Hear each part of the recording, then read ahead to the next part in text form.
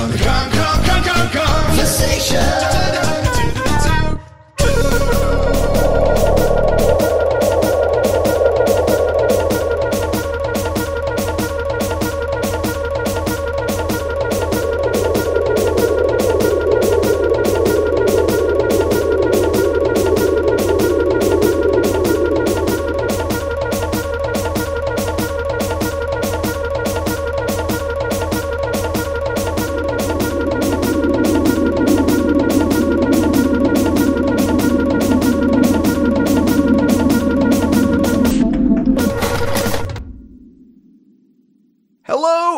Welcome to the Kongversation. I'm Hyle Russell. And I'm David Thomas Lynch. David, welcome to the call sack. We're doing a call sack episode. Yay. Yay. Yeah, these are always exhausting because you, the people, dictate what we, the Kongversation hosts, talk about. So, a lot of scary paths you could take us through.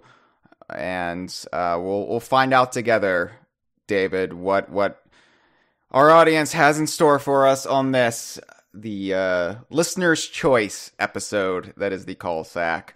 So we've got something like 18 calls to take, plus a forum comment. So we got a lot ahead of us. So let me just blaze through due diligence as fast as I can.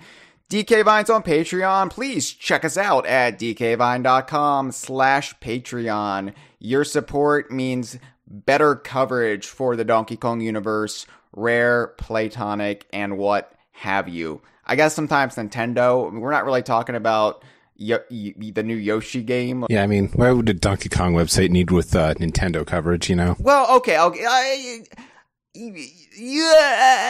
Yeah, okay. This concept made sense in 1999, David, and I stick by it. Yes, I know, I was there. I mean, 1999, this concept made a lot of sense. 20 years later, people on the outside might be going, well, wait a second, why doesn't a Donkey Kong website talk about Nintendo? We do talk about Nintendo, so long as it relates to Donkey Kong or the Virtual Boy. Yes, I mean, Captain Black Eye might be in Sea of Thieves soon. You know, Captain Black Eye, who appeared in Banjo-Tooie, which, you know, Banjo first appeared in Diddy Kong Racing. Ergo, Donkey Kong. Come on, people. But E3 is coming up. Well, it's coming up. When I say it's coming up, it's like 2 months away. But, you know, everything revolves around E3. It is the sun in our orbit. So the Patreon funds help fund E3. And, you know, we've already announced that I'm going to be at E3 this year. Jeff Onen is going to be at E3 this year. I think I can also say Mitchell Wolf, friend of the show, will also be at E3. I'm not going to E3. You're not going to E3, David? I was going to string people along and make them think David Thomas Lynch would be at E3 2019. But you'll be supporting us at home. You're the at-home staff. And, you know, we're going to be hitting it on all fronts. Live from Los Angeles and also from New Jersey. All the E3 related shenanigans in Jersey. David Thomas Lynch will be on it. Guaranteed. That is technically true. That is technically true, yeah. So I'm looking forward to it. And 3 of us are going to be out at E3. What the hell? What else are we going to reveal? Like, how many people can we fit in this clown car? I can't wait. It's going to be the best E3 DK Vine has ever had. Watch, nothing gets announced. But you know what? That'll still be fun because we can just heckle things that we don't care about. And then we'll get kicked out of the show and we'll be awful people. Support DK Vine on Patreon. E3 coverage. It's coming up. 2 months. Almost here. Sort of. Follow DK Vine on Facebook and Twitter at dkvine.com/Facebook or /Twitter. We're also on YouTube. Check it out. dkvine.com/BooTube. We're also, we also got a forum, dkvine.com/forum. Like-minded we have a website. weirdos. Yeah. We have a website, dkvine.com/dkvine. That's true, yeah. We kind of bury that lead, don't we? Oh, yeah, this whole thing, the whole anchor of this whole thing is this website that we started 20 years ago. And, yeah, well, it's still there, don't worry. But on the forum, real quick, congratulations to our moderators, our iron fingers on the forum, Adam and Andrew, on their engagement.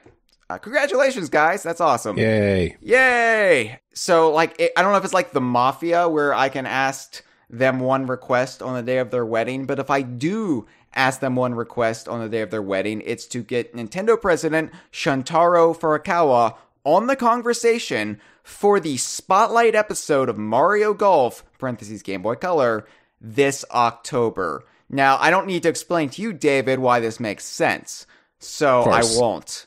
But we need to make it happen. Nobody is taking to the streets. I'm seeing people take to the streets to get the Mueller report released.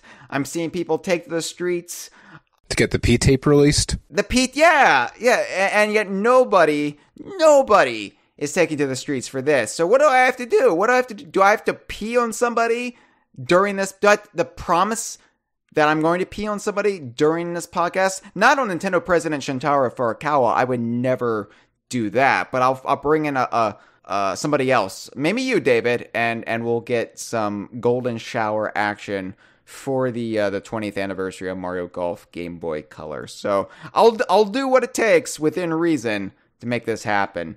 But I'll have to ask Adam and Andrew on their wedding day. Of course, if it's after October, then I don't know what I'm going to do. Then I'm going to be out of luck. Before we get into it, I just have to say nobody has found the missing episode of the Kongversation Season 6 yet, David. And nobody ever will. Oh, ye of little faith, David. I think they will. Eventually.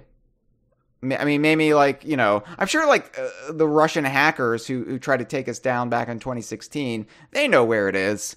But they're not saying. They're like the dog from the Bean commercials. They're not spilling their secrets. So it's up to you people to find where this episode is. Come on, it's a straightforward mystery. The clues are there. I mean, I have to say, I was very, very diligent. I know this is doing due diligence, but I was diligent with this as well about layering the clues throughout the entire season. So I don't know, David. I think the art of detectiving, I think the art is dead. Detecting, that's the word. Oh my god. Detective Comics just hit 1,000 issues and nobody is bothering with the detective work anymore, and it makes me sad because Batman would have figured this out, but unfortunately, the Batman is fictional and/or Ben Affleck, but he quit, so we don't have a Batman right now. There's no resident Batman. The next Batman movie is a Joker movie, and next TV show is Batwoman. Yeah, so no Batman to help solve where the missing episode of the Kongversation Season 6 is. So maybe one of you Robins out there can eventually don the cow and figure this out. First person to do so and at us on Twitter gets an autographed copy of Sea of Thieves #1, the comic book. All right. # bring back the spiders. All right. It's been forever and a day since we've done one of these call sack eppies, and we're going to do this. So, David, I know you like call sacks. I know you like answering people. So I thought you'd be the perfect co-host for this episode. And to make it extra fun for you, we have 18 calls. And for all the audio files, I've assigned random numerical orders to all of them. So our first call #1, is labeled call 12. Just for you, David, this is going to be fun. I mean, it's kind of hard to get knocked around when you carry them in the sack all the time. Yeah, I mean, they get mixed up in there, and, I didn't have enough time to sort them. So, yeah, I'm sorry. I'm just pulling them out of the sack one at a time. Call number 12 is the first one I pulled out. So, let's take call number 12, a.k.a. call number 1. Hey, DK Vine. How you doing? It's your man Smash from Twitter. Listen, I hope I'm doing this right. I don't know. It's the first time I've done this. Hey, listen, hello, Russell, hello, Hyle, Russell, and whoever guest he's got on this episode, well, thank y'all for taking my message and all that.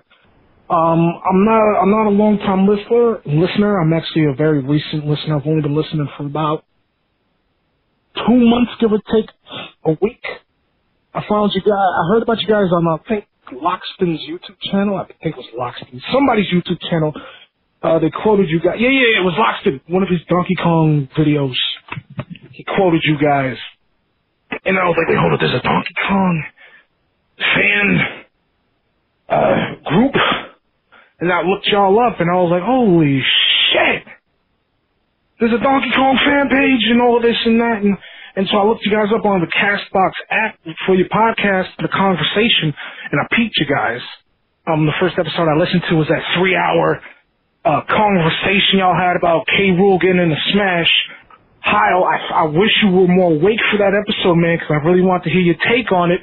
And then I just listened to more episodes after that, and I really like what you guys are doing. Excuse me. I've never been like a DK fan. Like, I don't mean like that, no. I've been a DK fan for a while, ever since I found out about the character, because I have an affinity with gorillas. But then I learned more about the character and such, and the world he lives in, and so I just started to like the games. I was never like a Rare fan, because I didn't grow up with those games. Like, I'm 20, so I was born in 98. But those games I never just grew up with, so I was never with the Rare Renaissance and all that with Banjo. And I didn't even know Banjo was connected to DK and then Conquer and then the rest of them. I didn't know the Rare had a whole universe. I just thought that they pumped games out. So the fact that you guys are connecting all these dots, I think it's really cool, and it's making me invested. You're making me think about playing Banjo-Kazooie and such. I was around when Nuts and Bolts dropped, but I think it's sad that Tropical Freeze is the closest thing I'm going to get to a modern DK game. Hopefully, with K. Rool coming out and everything, like you're saying, Smash puts people back on the map. It's Nintendo All-Stars. So, hopefully, K. Rool, we'll get another DK game. I'm hoping for DK64. I did download it. I was hyped for it after Reggie put it out. It was back in 2015, back on the eShop. I was hyped for it. I bought it. I have yet to beat it because it's not as awesome as I thought it was going to be. Thank you for the call, Smash. So, Smash, we played a call or of his on a previous episode. This was actually his first call that wound up in the call sack. So, this is the first time he called in. Well, I'm glad you found us, Smash. I'm a little weirded out that you're as old as Banjo-Kazooie, the original Banjo-Kazooie. It makes me feel like even older than I feel. So, yeah, but I'm glad. Yeah, I'm as old as Super Mario Brothers. Yeah. So we're both old men. We are both just pathetic pieces of shit who should have moved on with our lives a long time ago. I'm in my 30s and I'm still talking about this stuff. Yeah, at least this isn't your career, David. Or maybe it is. Is it? I don't know. Anyway, so I'm glad we could help introduce you. Now, I find it interesting that you don't seem to be fond of Tropical Freeze and that you want another...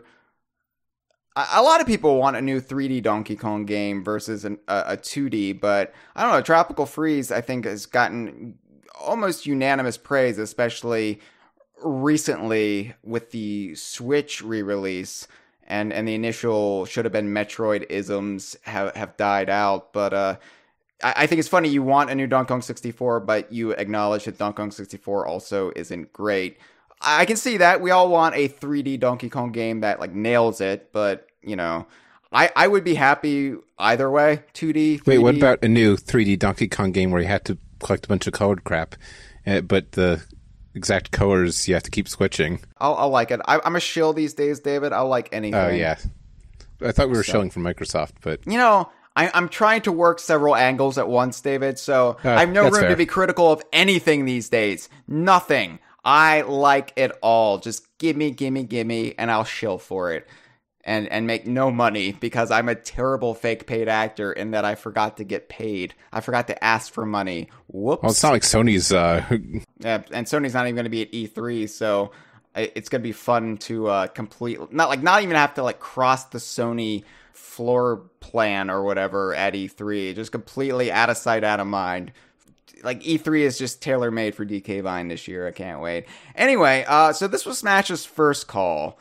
Here's the thing about Smash. He called in again and again and again and again. So his first time, he kept calling after this. So we have 4 calls in a row, and we're gonna play them back to back to back to back. And then we're going to talk about it. So here we go. Smash's calls. Now, David, these are labeled as call 13, 14, 15, and 16, even though they're calls 2, 3, 4, and 5. You got that? Yeah. It's convenient that these are in the right order. Yeah. Not for me, they're not. So when I say this, I'm just telling myself, Hyle, don't play the wrong call. All right, here we go. Let's just sit back and play all of Smash's calls. I'm going to eat a pack of Gushers while I do this. So, I hope they're not pre-gushed. That would really bring down my enthusiasm for this. All right, here we go. Smash. Okay. Listen, guys, my fault. I didn't know I was on a fucking timer. Alright, so I'm gonna make this quick. I wanted to call y'all today because I wanted y'all opinions. I wanted you guys' opinions on, after Hyle tweeted out that, who he wants at the cast of the Donkey Kong movie, it was ever a thing. And I just wanted you guys' opinion on it.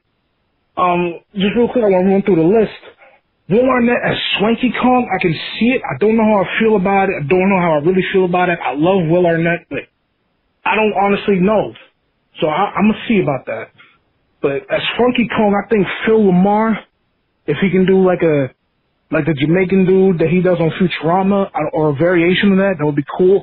Or I'm not totally against celebrity voices. I know they're going to do that route anyway. So just in case, you get Jamie Foxx, smooth as butter. Tiny Kong, age her up into the teenage version. You get Tara Strong, don't alter her voice. She just does her regular voice. Get real voice actors. So Rob Paulson as Diddy. I think his voice is nice enough, like kind of what he did for Donatello. He didn't have to change his voice at all. He was just a tech guy. And Diddy's a bit of a tech dude too, because he's got the jetpack and he's got the guns. He's not like Cranky, but he knows a little something. I said The Rock is DK, because you gotta get somebody like him. And I was trying to think, you know, who else? Who's more likable right now than The Rock? Who's more charismatic?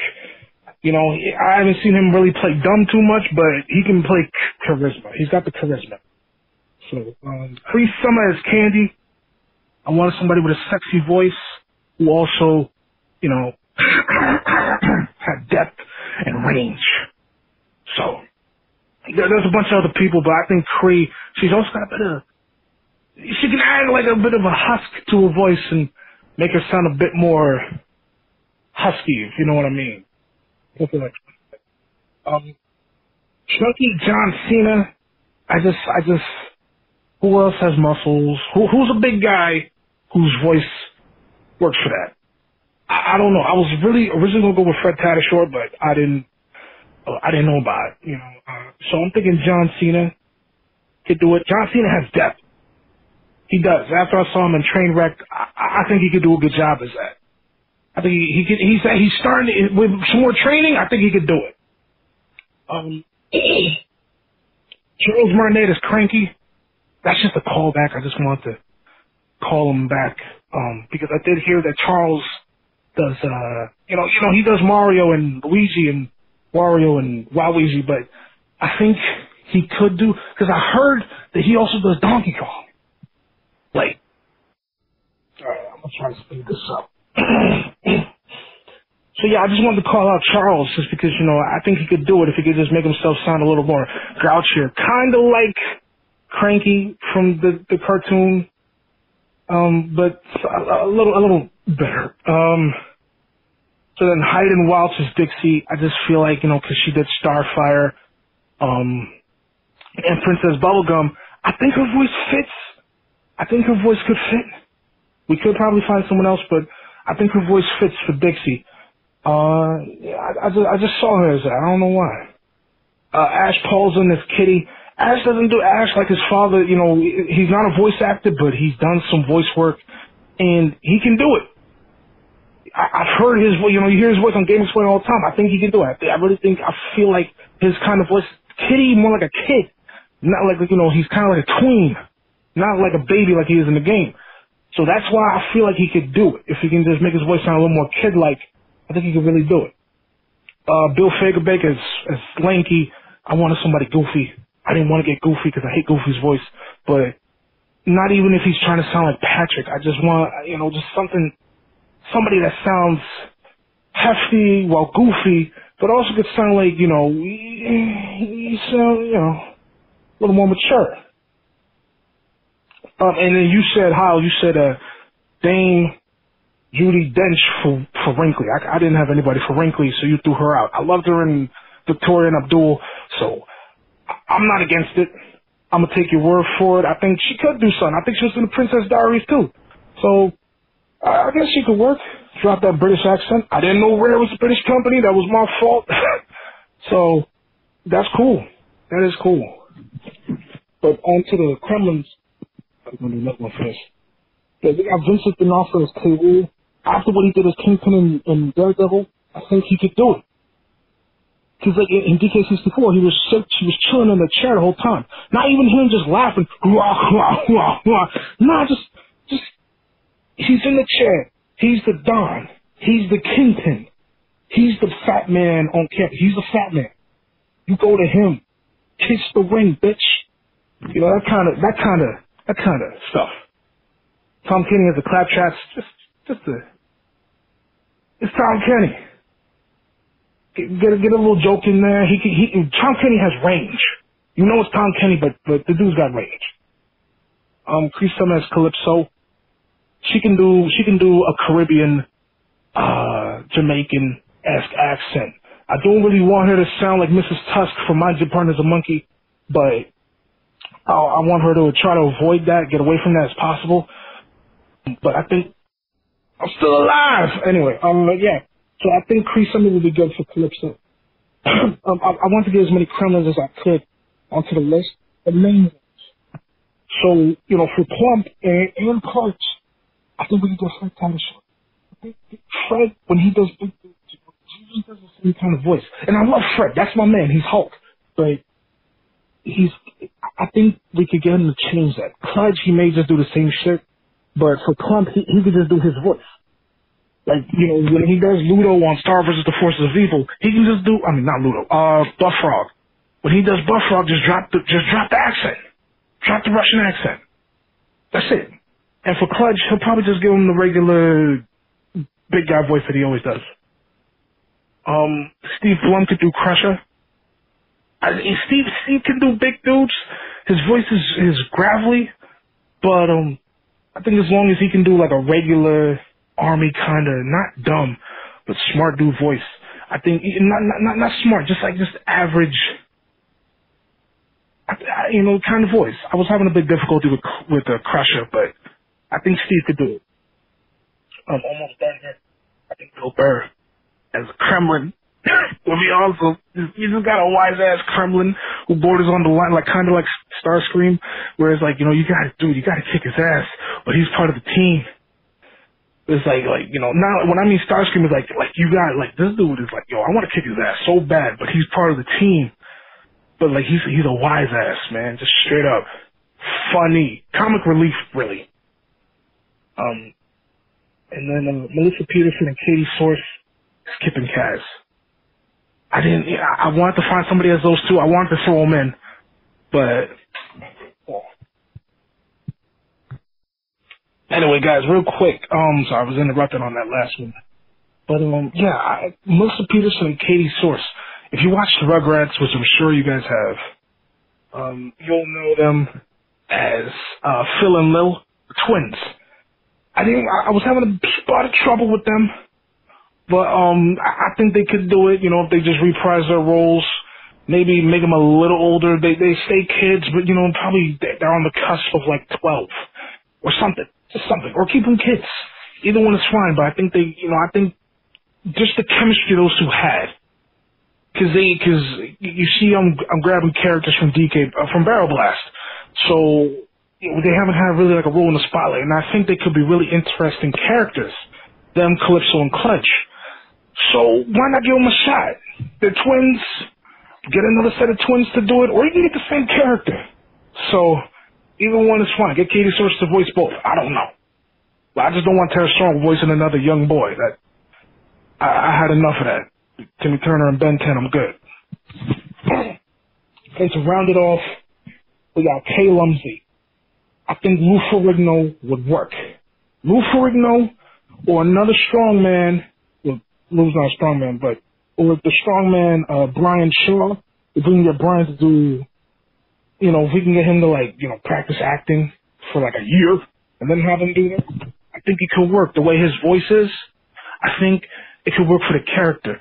I don't want, again, I didn't beat DK64, but I think Kay Lumsey would be a good dude to have, because he's a ally of the Kongs. He's not violent. He's not angry. He's a nice guy. He's just clumsy. He's like Sid from Ice Age. He's a nice dude. He just gets into stupid shit because he's clumsy. So I think he'd be a good dude for that. Just the voice wise. So the big guy who doesn't sound big, kind of like Tyson. But yeah, man, that's my list. It's still on Twitter. I want to thank you guys for doing it. I'm listening every chance I get. I love what you guys are doing. Thank you for doing it. I'm going to keep listening. Stay up, DK Vine, forever. Donkey Kong forever. Congo Bango. And Hyle, ease up on the show, man. I love the voices that they got, but it's do with better animation and voice directing. Anyway, guys, take care. Smash out. So, how were the gushers? David, the catastrophe.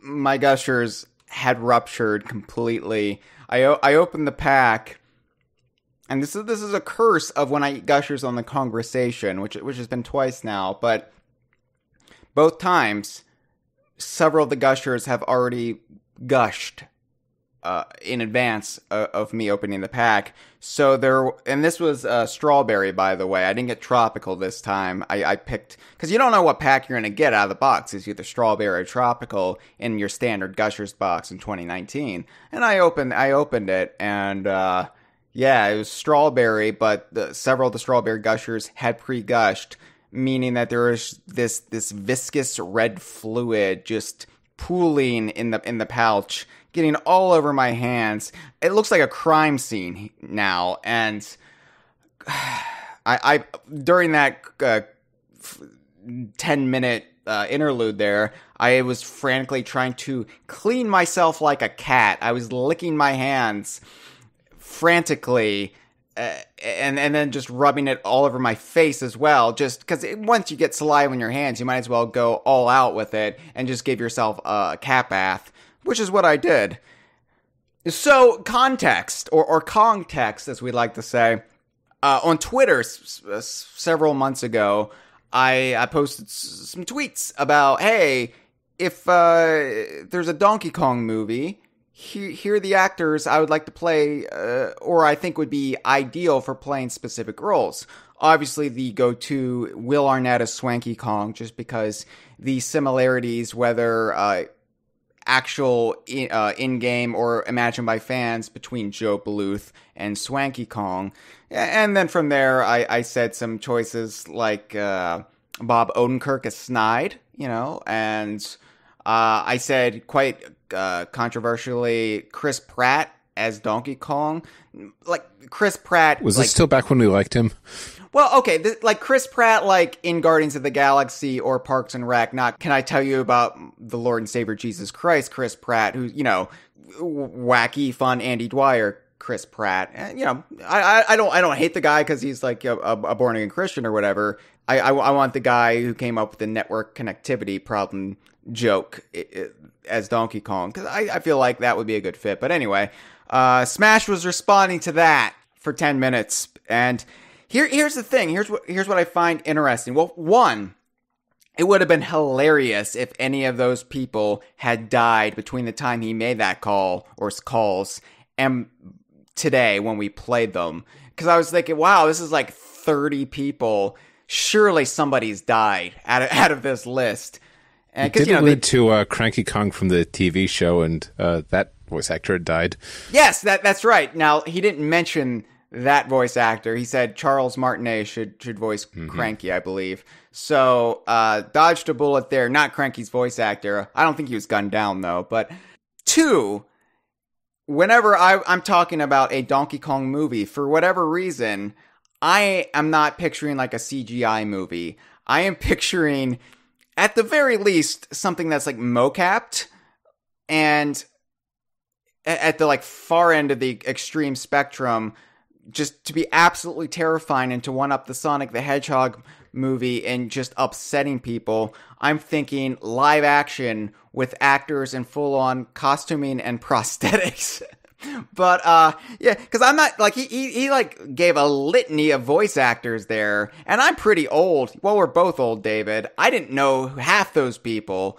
Like, Phil Lamar, I obviously knew, and Phil Lamar, you know, has done some comic acting, not just voice acting, but I think he picked most people on the merits of their voice acting skills, which is fine if it's a CGI movie, but, like, I want at least, speaking of Guardians of the Galaxy, having people like mocap. I actually, does, what's his face? Actually, he doesn't mocap Rocket, he just voices him, so maybe it would work. I think he might do facial capture. I remember. Yeah. Or maybe.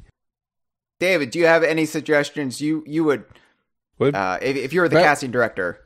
Live action, but like have actual gorillas and monkeys and, wait. Yeah, okay, or not. Bradley Cooper. I couldn't that's his name. That's the actor's name. I try to remember his name because I'm like Bradley Grab by the Ghoulies protagonist, but I was blank. I was like Bradley Amber, Bradley Moss Soupswill. None of these sound right in my head.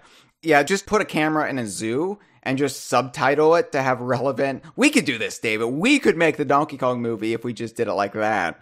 Yeah, maybe just like have like a whole Creative Televisions crash onto an island. Just wait several generations for the obvious evolutionary side effects of that to play out, and then bam, you've got a ready-made cast for Donkey Kong Country, the movie.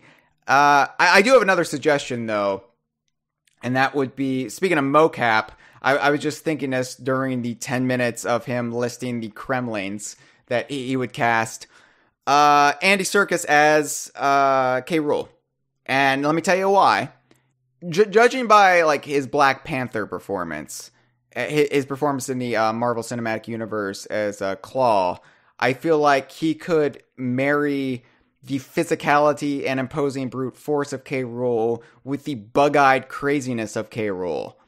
And I think like he would be a very interesting choice. I think most people think K. Rool and they want to replicate that cartoon voice, but I'm thinking more in the game terms, and I'm thinking, yeah, like that would be my go-to guy for K. Rool. Thank you for the call, Smash. And David, a little birdie has told me that this is not the last we've heard of from Smash during this episode. Well, you've already looked into the sack, and I kind of looked ahead a little bit. Well, the thing is, I recognize phone numbers, and when you see the same phone number listed again and again and again and again, back to back to back to back to back, you start to put it together, and you're like, I know who this is, you rascal. Yeah, put one past me, Smash. All right, let's take another call. Let's take call 17, David. Call 17. Here we go. Hey, Hyle and David. This is Slingblade from off of the DK Vine forums.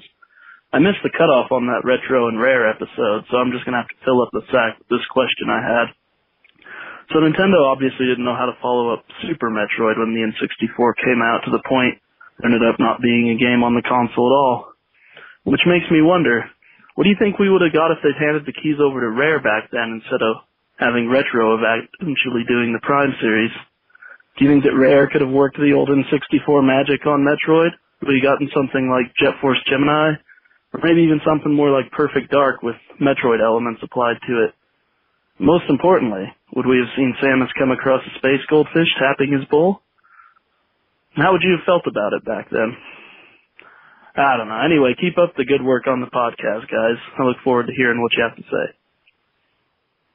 Thank you, Slingblade, for the call. Wow, we really are just mired in 90s nostalgia here on the Kongversation. Yep. When's the last time you heard a Slingblade reference, David? Just now. Yeah, how times change. Nobody's making those French fry potato, whatever jokes anymore. So, Metroid made by Rare in this hypothetical scenario. So, would we be the ones writing to Scribes saying it should have been Donkey Kong? Well, I mean, I've shared this anecdote time and again, but I remember when they revealed Banjo-Kazooie and Conker's Quest at E3 97, and I read about Nintendo Power because I wasn't attending E3s back then. I was upset that there was no 3D Donkey Kong game for the N64, and I thought Rare was betraying us. And that just seems so farcical now because obviously, one, I love Banjo and Conker, and two, they're part of the Donkey Kong universe, so it didn't even matter in the end. But it just, I see all these like Banjo fans complaining about everything Rare does that's not Banjo, and I'm just like, give it a chance, because I gave Banjo a chance. Granted, Diddy Kong Racing helped, pave the way for that, or drop an oil slick on the way for that. But anyway, well, here's the thing, Slingblade. I know, like, Retro has kind of gotten this identity of just being given Nintendo franchises that are, like, dormant or not being done anything with, and then doing something with. Because, I mean, they've only done it twice with Metroid and Donkey Kong, arguably Mario Kart 7, which they worked on, but I don't think that really counts. And so people are like, oh, Retro should do Zelda. Retro should do F-Zero, whatever. But Rare was never really like that, even though they did do two Nintendo franchises, Donkey Kong and Star Fox. Really, we look at the history from 94, when Donkey Kong Country came out, to 2002, when they were purchased by Microsoft.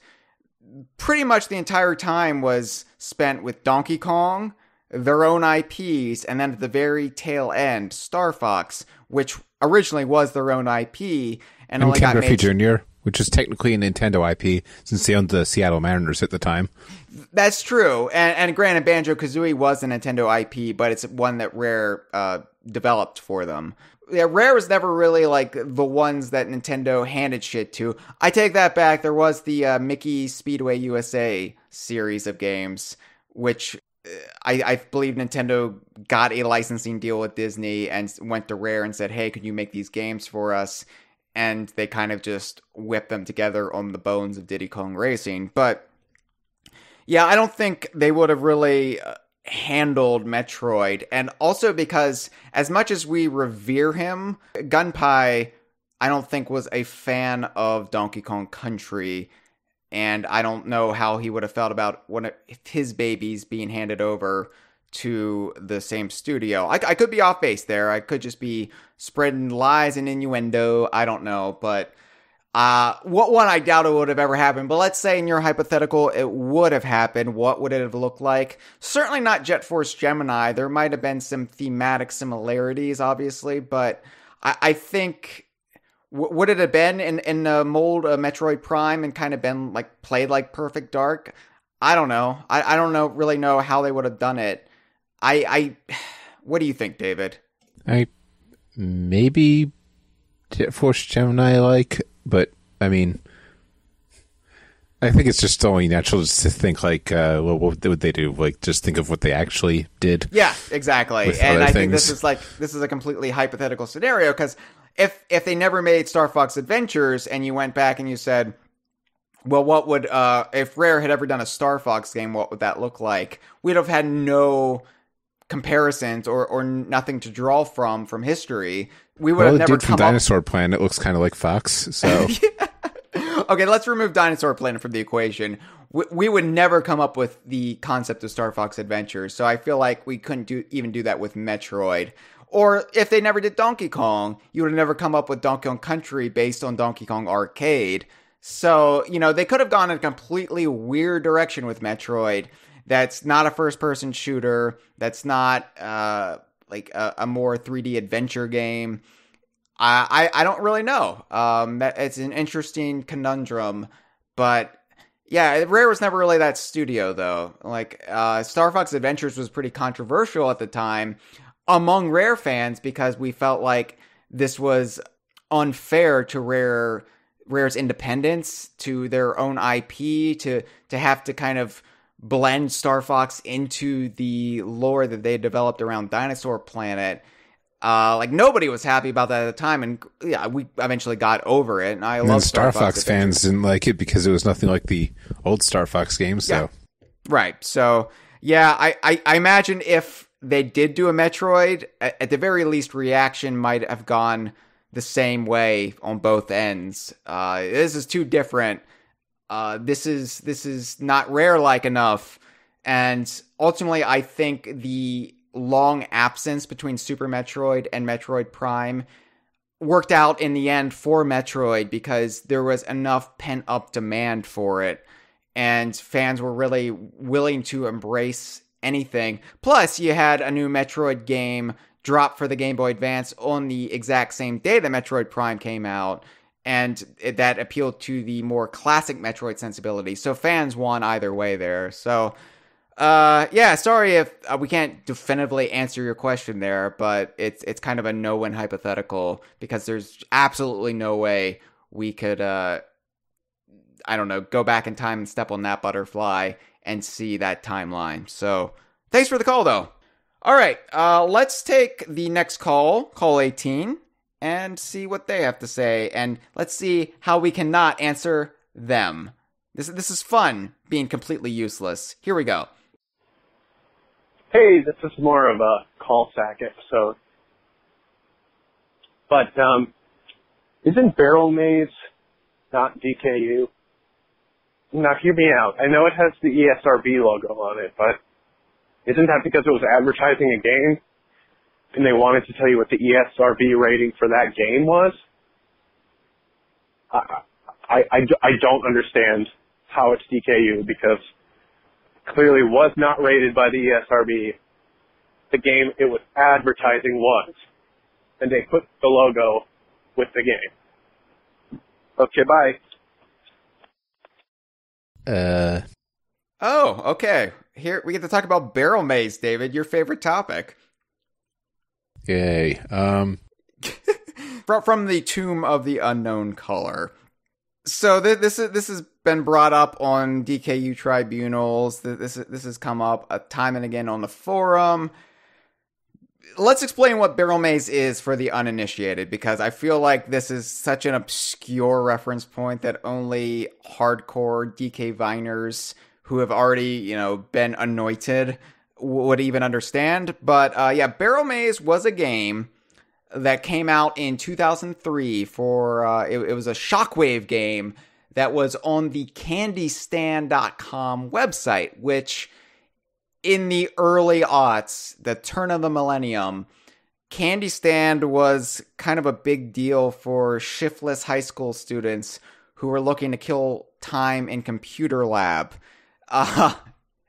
And we've gone over the history of who's owned it and whatnot, but basically, is it like a promotional for like lifesavers or some shit? Yeah, something like that. Yeah, and basically they were little video games, kind of the equivalent of what you would find now with Bejeweled, like what your mom plays on Facebook or whatever, or what my mom plays on Facebook, and they were games, but they were usually designed to help promote something else. I believe like movies would create, like movie studios would license these games to drum up interest in them. And there would be things related to the actual like lifesavers and stuff. But, yeah, so Nintendo went through Candy Stand to help promote Donkey Kong Country for the Game Boy Advance. And so 2003, they had this game called Donkey Kong Country Barrel Maze, where you controlled a remote-controlled barrel through several stages, collecting bananas and basically trying to get the barrel from one side of the stage to another. And we justified it at the time as being DKU because it had what appeared to be an ESRB rating on it. as did most games on Candy Stand, I believe. David, you're old like me. Do you remember if games on Candy Stand usually had a ESRB rating? I don't remember. I don't think so. Okay, well, as the unknown caller just said, that ESRB rating was probably there to deign that Donkey Kong Country for the Game Boy Advance was rated E for everyone, and not Donkey Kong Country Barrel Maze, which, of course, if it were to get a real ESRB rating, would be adults only. So why is this DKU? Why don't we write this off as like one of these shitty Flash games that Nintendo used to have on their website, Nintendo of America? You remember the ones. Maybe you don't if you're not old like us. If you're 20 years old like Smash, you might not remember. But Smash, I'm sorry, I don't mean to be ragging on you. You're young and you sound so much older. You got that gravelly voice, and I still sound like I'm prepubescent. So I don't know. I don't know what happened there, but yeah, the Nintendo of America and I'm sure other Nintendo territories would have these shitty Flash games where basically they just take renders from the game and like they sort of like slide around the screen, and you like, I don't know, you mash the renders together and ooh, it's a game. It's not really a game. It's just look at these renders move across the screen. Why isn't Barrel Maze on the same level as that? And I think even if we're to exclude the ESRB rating, and let me just say, it's not very clear. I still feel like the case could be made that it has an ESRB rating, even if that ESRB rating is mere fanon. It still plausibly looks like it's rated by the ESRB. But Candy Stand, the games weren't that crap. I mean, a lot of the games were crap, and let's be honest, Barrel Maze wasn't great, even though I've beaten it, and I'm very proud of that fact. But by the way, you can play Barrel Maze. We have it archived on DK Vine. You just have to, have Shockwave on your computer. I think it still works on. Well, actually, my computer's pretty old, so. Yeah, I don't even know if I can play it on my computer anymore. I know I could play it like a couple laptops ago, but I had to like pull it up on Internet Explorer, and now we've got the new one. What is it? Was it Microsoft Bono? What is it called? Wait, what? Edge? Edge. Oh, yeah, that's it. Okay. So I see what you did there. Candy Stand games were generally, they had a little bit of polish on them. Even if they lacked polish, there was effort. They built them from the ground up, so it wasn't just something like whipped up in one day by some intern working for Nintendo of America. This is actually like a game, and they actually, Nintendo went through Candy Stand for this. Plus, it was like Shockwave was a plugin specifically for games, as opposed to like Flash, which is mostly used for Newgrounds and Homestar Runner cartoons. Yeah, that is an important distinction to make for those of you who don't remember Shockwave. So it's a cut above. It is a cut above, and I think the only other promotional game that arguably comes close is that Lunchables game for Nuts and Bolts, which we still have to make a ruling on in a future DKU tribunal, because that is pretty controversial. Because, you have Barrel Maze, but you don't have Lunchables presents Banjo-Kazooie Nuts and Bolts, slimy little meat salami and cheese high sodium heart attack meal for kids. You don't have that on DK Vine. So we'll have that debate again in the future, but that is why Barrel Maze is DKU. Plus, look, Barrel Maze is terrific if you're a lore hound like I am. Barrel Maze shows you how Donkey Kong gathers the bananas for his horde. He has a remote control barrel that he uses through the more hostile terrain of the Congo jungle. Barrel Maze was the first Donkey Kong game that had hippos. Well, the second, because there was also Scoff from off of Donkey Kong 64. I mean wildlife hippos. The hippos that eventually became the hippos in Donkey Kong Country Returns, David, clearly. But thank you for the correction, because somebody would have called in and said, Actually, Hyle, you forgot about Scoff from off of Donkey Kong 64. And then I would play that 1 year into the future on that cul-de-sac episode. And then we were like, what's this in reference to? And also, it's the first appearance of the Chomp plants, not to be confused with Chomp the Shark, but the Chomp plants that also would go on to play prominence in Donkey Kong Country Returns. And when I say the first appearance of the Chomp plants, I mean in a Donkey Kong game, because obviously you could make the case that the plants in Conker's Pocket Tales were a variation of the Chomp plants, and I feel like that's an argument that has to be made because it's fundamentally true. And the piranha plants from off of Mario Tennis. Yeah, but those are piranha plants. Yeah, so yeah. You know, they have a history unto themselves. But yeah, I get it. I know. Because somebody would have called in. Somebody would have called in and said, actually, Donkey Kong interacted with piranha plants and blah, blah, blah, blah. Also, yeah, Barrel Maze also had like Neckies in it. That's basically all I had going for it. But it's still pretty cool. Pretty cool. And so if you can play it, dig out that old laptop that still has Internet Explorer and go to dkvine.com and check it out. We've archived it. It works with Firefox. It does work with Firefox. I was on this crappy laptop from like 2010.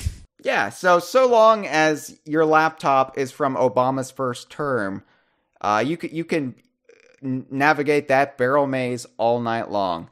Thank you for the call, unknown caller. Hope that answered your question. If you disagree with us, I'm sorry, but clearly you haven't seen those hippos, man. Those hippos are worth fighting for. I will fight for those hippos, David. Like, until my dying breath, I will say Barrel Maze is an official game. And even after I'm dead, I will come back as a ghost and I will fight for it. I'll hunt all of you. And then when you play Barrel Maze on your laptops in the future, I'll pop up and I'll crawl out of your laptop like the girl from The Ring. Soaking wet, obviously, because I got to keep it sexy even in the afterlife. So let's play call 4, and judging from this phone number, it is actually Smash again. And actually, 2 in a row, so let's play call 4 and call 5 back to back. All right, here we go. Another Smash screed here. So this is Smash 4 and 5, so basically Smash for Wii U and 3DS. Exactly. So these will be deeply disappointing, but then I'm sure he'll redeem himself in his ultimate call later in the episode. What's going on, guys? It's your man Smash. So listen, I don't really have an opinion on Sea of Thieves because I haven't touched it yet, but I will say this. I feel like in the near future, we're going to have somebody reference a character named Scurvy, Green Croc, and Cutlass. And where are these characters from? I'm sure you know that from the greatest cartoon show ever created, Donkey Kong Country. And they're going to reference them because they have history with the Kongs. They don't like monkey food. And if everybody's eating bananas, there's got to be somebody out there who hates bananas. And if they can reference characters from Banjo, God damn it, they can reference characters from DK. I don't see why not. I would have brought up this conspiracy theory in the last episode, but I missed it. So that sucks. So I have to bring it to this one, which I have no business being in, unfortunately, but it's real. Alex Jones was right. He didn't want chemicals that make the frogs scary. Well, I don't want crocodiles eating bananas. Monkey food. God damn it. Rest in peace, Cranky's voice actor. Also forgot to add this. Guys, King K. That's right, K. It's like T'Challa, Black Panther. You got the kids, K-A-R-O-O-L.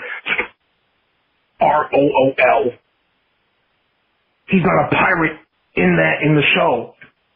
So, obviously, he gave up pirating for a little bit to stay as a king. And then he changed his name real quick. And he knew that the monkeys wouldn't know. Now, let's not forget, Dixie also has a pet crab named Krabby and a pet lobster named Delicious. I don't know what the fuck his name. I don't remember what the fuck his name is. But you know what? She had those, and what is in the ocean, what is in the sea? Crabs and lobsters. So there's a connection right there, right? Tell me I'm wrong. Crustaceans don't live in the water. What the fuck? Tell me I'm wrong. But they drink water too. What's the sea? Water. Salty? I don't know. Funky one time made fish banana tacos. That shit looked delicious, but it probably tastes like dick. I don't know.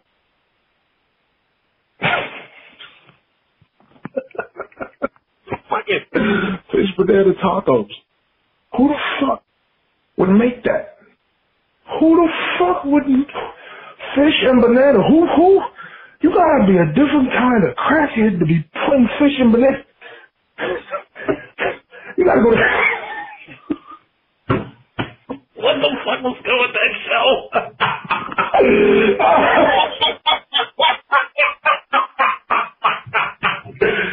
Yo!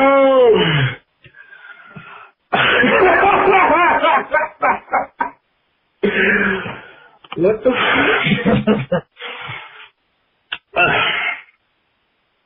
Yeah, man. What? So I feel so okay. All right. Rewind here. From what I gather, Smash here was not a Donkey Kong fan, but then he went through like an internet wormhole and he found DK Vine. But now he's a fan of the Donkey Kong Country cartoon show, and so for our Sea of Thieves episode that Jeff and I just did, he called in and said, "Hey, you know, Sea of Thieves, they're going to reference the pirate characters from the Donkey Kong Country cartoon show eventually." I don't know where that logic train came from, but and then he kind of lost the last shreds of his sanity there. I'm worried about him now because he just started like, I think he started like spooling out the internal logic of the cartoon in his head, and it broke him. We just witnessed a man break on air. And that's why we don't acknowledge the Donkey Kong Country cartoon show. All right. I don't know why you think they're like the pirate characters from the DKC cartoon show will ever be referenced in Sea of Thieves. You know, Donkey Kong Country 2, Donkey Kong Country 2 had a bunch of pirate characters in it, and Rare made that game. Greg Mayles designed that game. I'm just saying, if they're going to reference pirates and Donkey Kong, that's where they're going to draw from. Also, and maybe this is me being just a bad Donkey Kong fan, that I had no idea who the hell he was talking about when he said Green Croc and Cutlass. Because he said Cutlass, and I'm thinking the little Kremlin dude with the big swords from DKC2. Right. No, so I looked this up on DK Wiki because, of course, they have bios there. And, of course, they fought in the Great Ape War. Oh God, yeah. Let me just disavow that as an actual resource, because it's not. I like Super Mario Wiki. DK Wiki needs to have some words with me in the back alley. We need to have it out. So apparently, I know Captain Scurvy, because he's basically just canon from off of Donkey Kong Country 2, but they gave him a different name. You got Captain Scurvy, but apparently that's his pirate crew. There's a pirate named Cutlass, who's not a cutlass, and there's a pirate named Green Croc, which is the shittiest name imaginable for like. It certainly is White Human. That's a family name, David. I know we as Donkey Kong video game fans have some shitty names for characters, like Giant Clam from off of Donkey Kong Land, but Green Croc? Really? Not even Green Croc with a K. Apparently it's spelled with a C, which is disgusting. What? Yeah, it's a character. I looked it up. It legitimate. These characters are never going to be referenced in Sea of Thieves, nor are they ever going to be referenced in a Donkey Kong game. I can pretty much guarantee you, if we have not gotten Bluster Kong, we are certainly not going to get Green Croc. It's not going to happen. And especially because the cartoon show pirates are so confused with the DKC2 pirates, as in they don't mesh well. Because the DKC2 pirates, it just K. Rool taking his usual crew and making them into pirates. There's no, like, they're a separate faction now, but it doesn't really, like, work to have Captain Scurvy, who's just completely unaffiliated with K. Rool. I don't know. It was basically the cartoon show trying to mine a little bit out of DKC2, but they were so ingrained with the little world they had set up that they couldn't really accommodate it. I bet their Cutlass is also spelled with a C. Now, according to DK Wiki, it's spelled with a K, but I have a feeling that's just because of the precedent set with the DKC2 baddie. I feel like in the show Bible for the Nelvana cartoon, it would definitely be spelled with a C. You're right. You're absolutely right there. Anyway, hey, we have another call from Smash. Call number 6. Let's play it. Also, Hyle is fucked up. What YouTube did to you, it's not fair. You don't even talk about politics, so this don't make no sense to me. But fuck it. And I want that autographed copy of the Sea of Thieves comic. But you know what, man? I think, you know what, just go on my Twitter DMs, at VA Smash, follow on Twitter, and just drop me, just tell me where it is, man. I'll go find it and I'll go post it. Just do it. Because I had something ready to go with this, and I've totally fucking forgot it. But yeah, man, just give me a hint. I'll go find it. I got to scour season 6. I ain't got a problem doing that. I just, haven't got around to doing it because that's a good minute. And my name's not Indiana Jones. I want the comic, but Hyle, you gotta fucking work with me here, dog. Like, dude, it's not on Cashbox, SoundCloud, none of that shit. I'm like, where else could it fucking be? Give me a hint. Drop me a code. The butler did it. Who did it, Hyle? This is the last one, I swear. I'm not going to just tell you where it is. You're not just going to find it laying about SoundCloud. Like, oh, there it is. You've got a Batman. You've got a Batman it. And Batman, you said the butler did it. Well, he doesn't go to Alfred and say, Alfred, well, actually, he does do a little bit of that. He's like, Alfred, cook me dinner. Alfred, do my laundry. Alfred, I need this. Alfred, I need this. Lucius Fox, please make this tank for me. He does a little bit of that. So yeah, Batman is not infallible, but Batman does generally do his own detective work. So, yeah, I'm not going to say anything. David, are you going to say anything? Alfred, transcribe every episode of the Kongversation, and so I can kind of all the clues on there somehow or whatever. I don't know. Maybe you could do that. All right, hold on. This is going to kill me. Alfred, I want that Sea of Thieves #1 comic book. I want to hang it up next to the giant penny and big old Joker card. I want it to be a trophy in my back cave. I don't even remember where that giant penny came from. And some remember it says it was from Two-Face, and others it was from the little-known enemy I fought in the 60s or the 50s called the Penny Plunderer. Remember the Penny Plunderer, Alfred? Remember when Robin and I fought the Penny Plunderer? I think the reason why the Batmen are always quitting is because they blow their billions on throat lozenges. Like Bruce Wayne got all his money from his dead parents, and it all goes to Hall's cough drops because he does that ridiculous funny voice, and I like, maybe come up with a different funny voice. Because I feel like a Batman, David, a genuine Batman would speak in high toned, squeaky throat noises. Like he wouldn't actually it would be something like a bat. Yeah, like it would be almost like Mickey Mouse-esque, or even Diddy Kong in Diddy Kong Racing. I feel like, but even higher pitched. Well, unfortunately, Disney owns Marvel, not DC. So give it time. Give it time. Eventually, they just got 20th Century Fox, so Warner Brothers is next in their crosshairs. So, Smash, I believe in you. I do.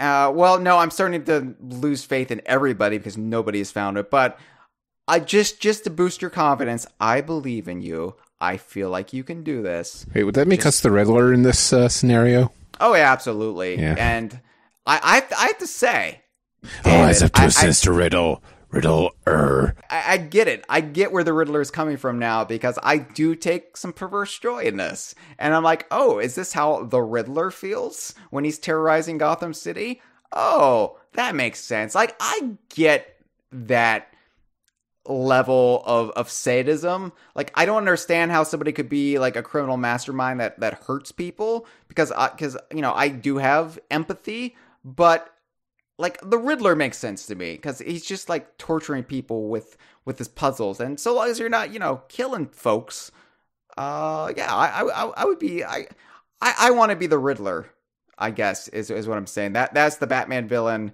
that makes the most sense to me. All right, thank you for the call, Smash.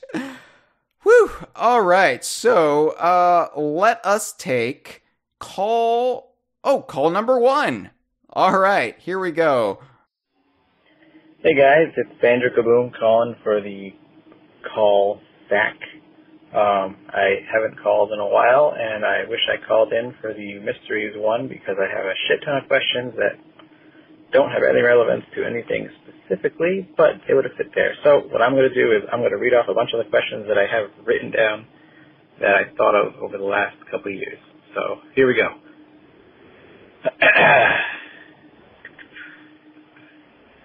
I can find it. All right, here we go. Why is Royston trying to escape his bowl? Is he trying to make his way back home to Treasure Trove Cove to his father's snacker? What exactly is Spiral Mountain? Is it the mountain that Grunty and Banjo live on, or is it simply the name of the twisting spire that leads to Grunty's lair, which is really more like a mound? I don't know. Why are some Jinjos, like the Gingernator and Jingling, bigger than other Jinjos? What the fuck is up with Bilberta's relationship with Bullion Bill? I have anything else in here? Oh, who takes the burgers and fries from you when you try to leave Witchy World? Is Grunty manifesting in your pockets or backpack? And then the whopper that I have at the end over here is, how does Banjo's backpack work? Kazooie fits in there, her legs can stick out, it holds Jiggies and other objects. Banjo can fit in, even when there's other objects in there, like the batteries and whatnot from Tooie. So is it like Hermione's bag of infinite space? Is it a gift from Mumbo? And I think there was a comic at some point that showed that Kazooie was in the backpack and Banjo found her and blah, blah, blah, whatever. I don't know. What are your theories? Yep, that's it. Oh, thank you for the call, Banjo-Kaboom. And real quick, I just want to thank Banjo-Kaboom. So the DK Vine offices got a package this week, just addressed to DK Vine. So I opened it with some trepidation, because you don't know what the hell is going to happen in this day and age. In this era of swatting and whatnot, who knows what crazy contraption was sent to DK Vine. But it was a plush Donkey Kong holding a DK barrel, and it was a token of appreciation from Banjo-Kaboom. So I now use it to hold my caffeine pills. The caffeine pills are nestled snugly in the DK barrel that Donkey Kong is holding. So Donkey Kong is my dealer, my enabler. So which sounds about right. So thank you, Banjo-Kaboom. All right, so he has a litany of questions, and I've transcribed them so we can discuss them like gentlemen do. Why is Royston trying to escape his bowl, David? to get to the other side? Wait, hold up. Well, I think this one's pretty obvious. Like, when we first meet Royston, we have no, like, idea why he would try to escape. As we got to know him over the years, we have a pretty clear picture, and that's because Banjo and Kazooie give Royston a terrible life when he's under their roof. He's always getting essentially cooked and partially eaten by their friends. So yeah, I even before like the events of Banjo-Kazooie, there might have been incidents where Royston was almost consumed. So yeah, Royston's always trying to escape, and he does get away every now and again. Yeah, and he winds Glohaven Hall and Hydery Towers, and he disguised himself as a pinata in on Pinata Island. He was involving himself in the Connect sports chicanery. Yeah, I forgot he was in that. Yeah, but eventually Royston always finds his way back in Banjo's bowl. Yeah, Royston always gets away, but he always gets returned and always is looking for a way to escape somewhere else, somewhere better, somewhere where Royston won't be abused, mistreated, and neglected. And I feel like that's the way we all feel in life. We're always tapping on that bowl, looking for greener pastures. But when we get there, it turns out to be a haunted house, or we have to disguise ourselves as a thing filled with candy that children whack, or we're in this weird octopus girl's head bowl, and I imagine that just gets awful with the backwash that comes out of her mouth. So, sometimes you just got to hunker down and make the best of the life you have. That's the lesson I've learned from Royston. What exactly is Spiral Mountain? Is it the mountain or the twisting spire that you walk up to get to Barney's lair? I always assumed it was the twisting spire, but it's not much of a mountain, is it? Well, here's my theory on this. See, I always refer to... But the actual mountain isn't much of a spiral, so... Well, I always refer to the valley and surrounding, like, mountain, cliffside, as the whole thing a Spiral Mountain. And I think it was named after that twisting spire. So that is the spiral in question. What the village was called, it was named after a spiral and a mountain. Yes. Okay. So there we go. That makes more sense. That works. Yeah, right. Why are some Jinjos bigger than other Jinjos? Why are some humans bigger than other humans? I feel like, especially with like Jinjos, they're like a magical creature as is. So when you get magic involved, it's basically just, literally a wizard did it as an acceptable answer. And like we've seen unique types of Jinjo, like the Jinjonator and King Jingaling, but also there's the Jinjo Oracle in Grunny's Revenge, which was just a disembodied spirit possessing a statue of a Jinjo. So, it's just some Jinjos are, and I think like Jingaling might even be king because of his size. Like, might have been Jinjo prophecy, and there shall be a whopper of a child that shall emerge from the birth canal, and that child shall be our king, and so it was. What the fuck is up with Dilberta's relationship with Bully and Bill? David, do you care to tackle this one? I actually haven't played Banjo-Tooie in a few years, so refresh my memory I'm familiar with the specific side quests. I just not so much with the very specifics of the relationship. So, they're minors, not yes. ORS and yes, ERS. People who minors. Yes, I recall that much. Right. This isn't like a Roy Moore situation. I mentioned politics. Maybe that's why YouTube did demonetize me. Maybe Smash was onto something there. Yeah, no. So Dilberta's like the little mole, and anyway, so I don't know. Like some fans have read into that they might have like a sexual relationship. I don't know. I feel like a man and a woman can have a platonic friendship, Why not? Like, it doesn't necessarily have to be that they're hooking up or they're sex buddies or whatever. Why do we always have to make it about sex, David. What is wrong with us as a fan culture that everything has to revolve around sex, fornication? I don't think so. Like, they could just be, they could just like each other's company. They could have something in common. Like mining. They love mining. I don't know.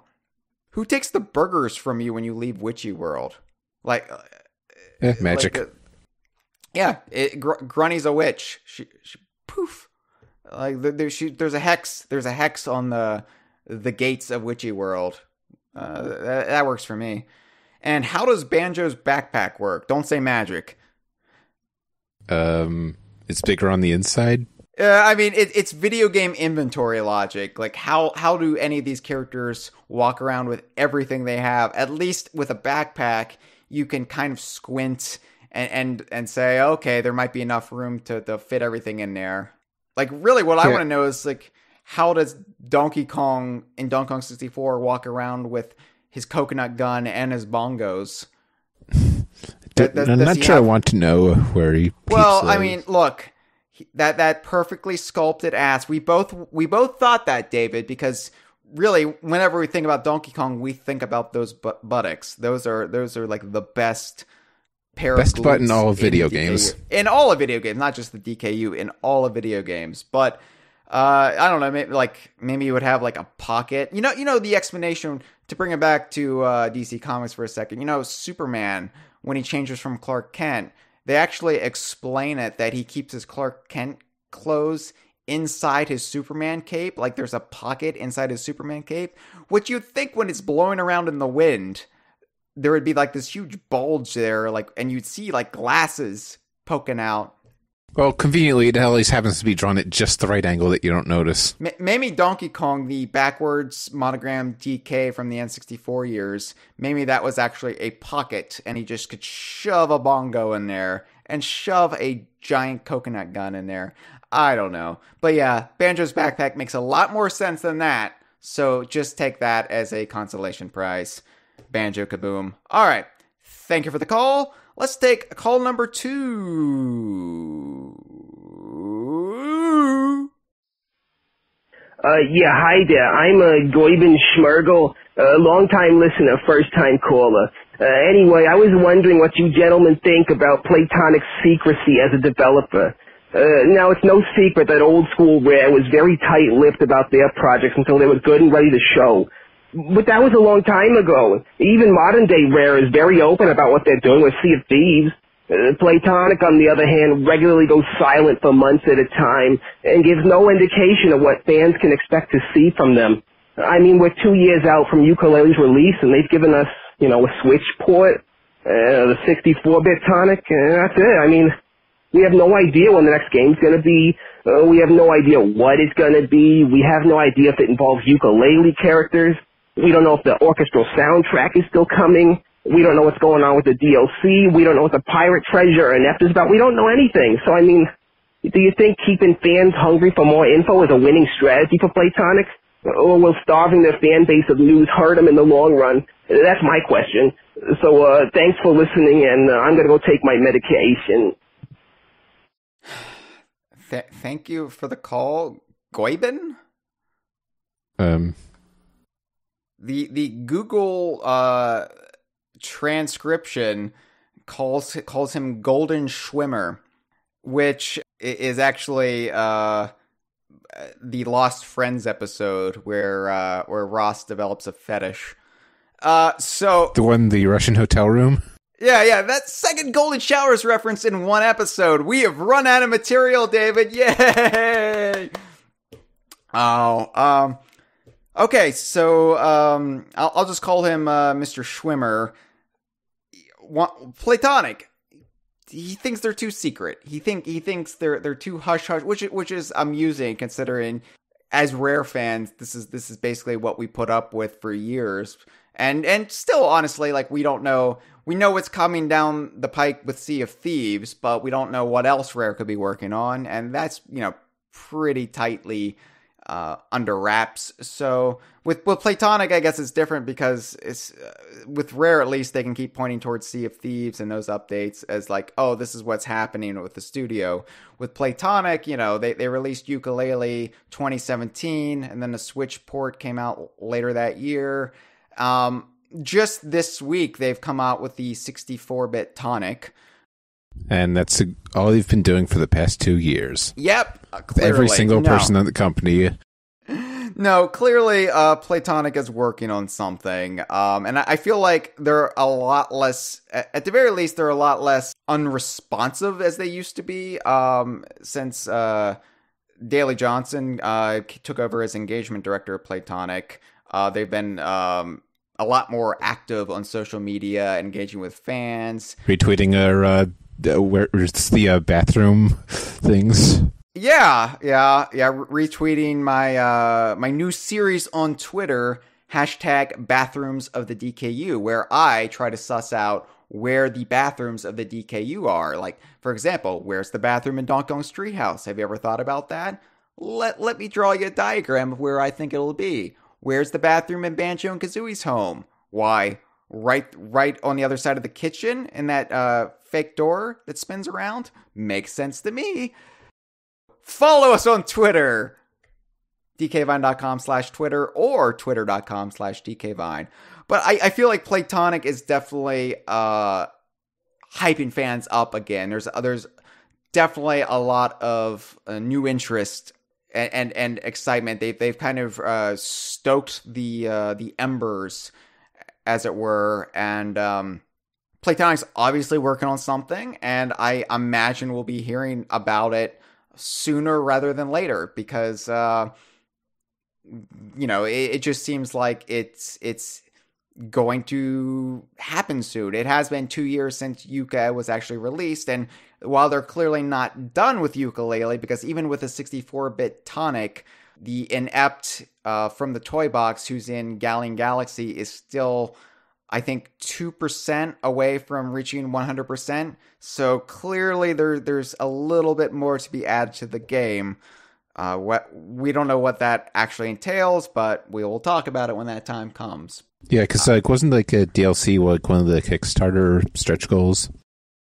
I should probably know because I paid for it. So. Oh, I don't remember, because I went in several $100s deep in that, and I don't even know what I paid for anymore. I don't care, whatever. I'm reckless with my money, which was fine until YouTube demonetized me. dkvine.com/Patreon. Anyway, but my point being, yeah, Playtonic's secretive, but just hold on a little bit longer. And also, they're a small team. They're an indie team. I know we assign this identity to them, like, oh, they're a continuation of Rare. You know, they're an extension of Rare, but Playtonic is a small team. It is a startup, and I feel like for a startup, they've done a really good job of keeping fans engaged and yeah, I mean, they don't exactly have like Bill Gates money anymore. No, exactly. And before Daley, there's Andy Robinson, who has left Playtonic. So have a drink for Andy Robinson, as we like to do.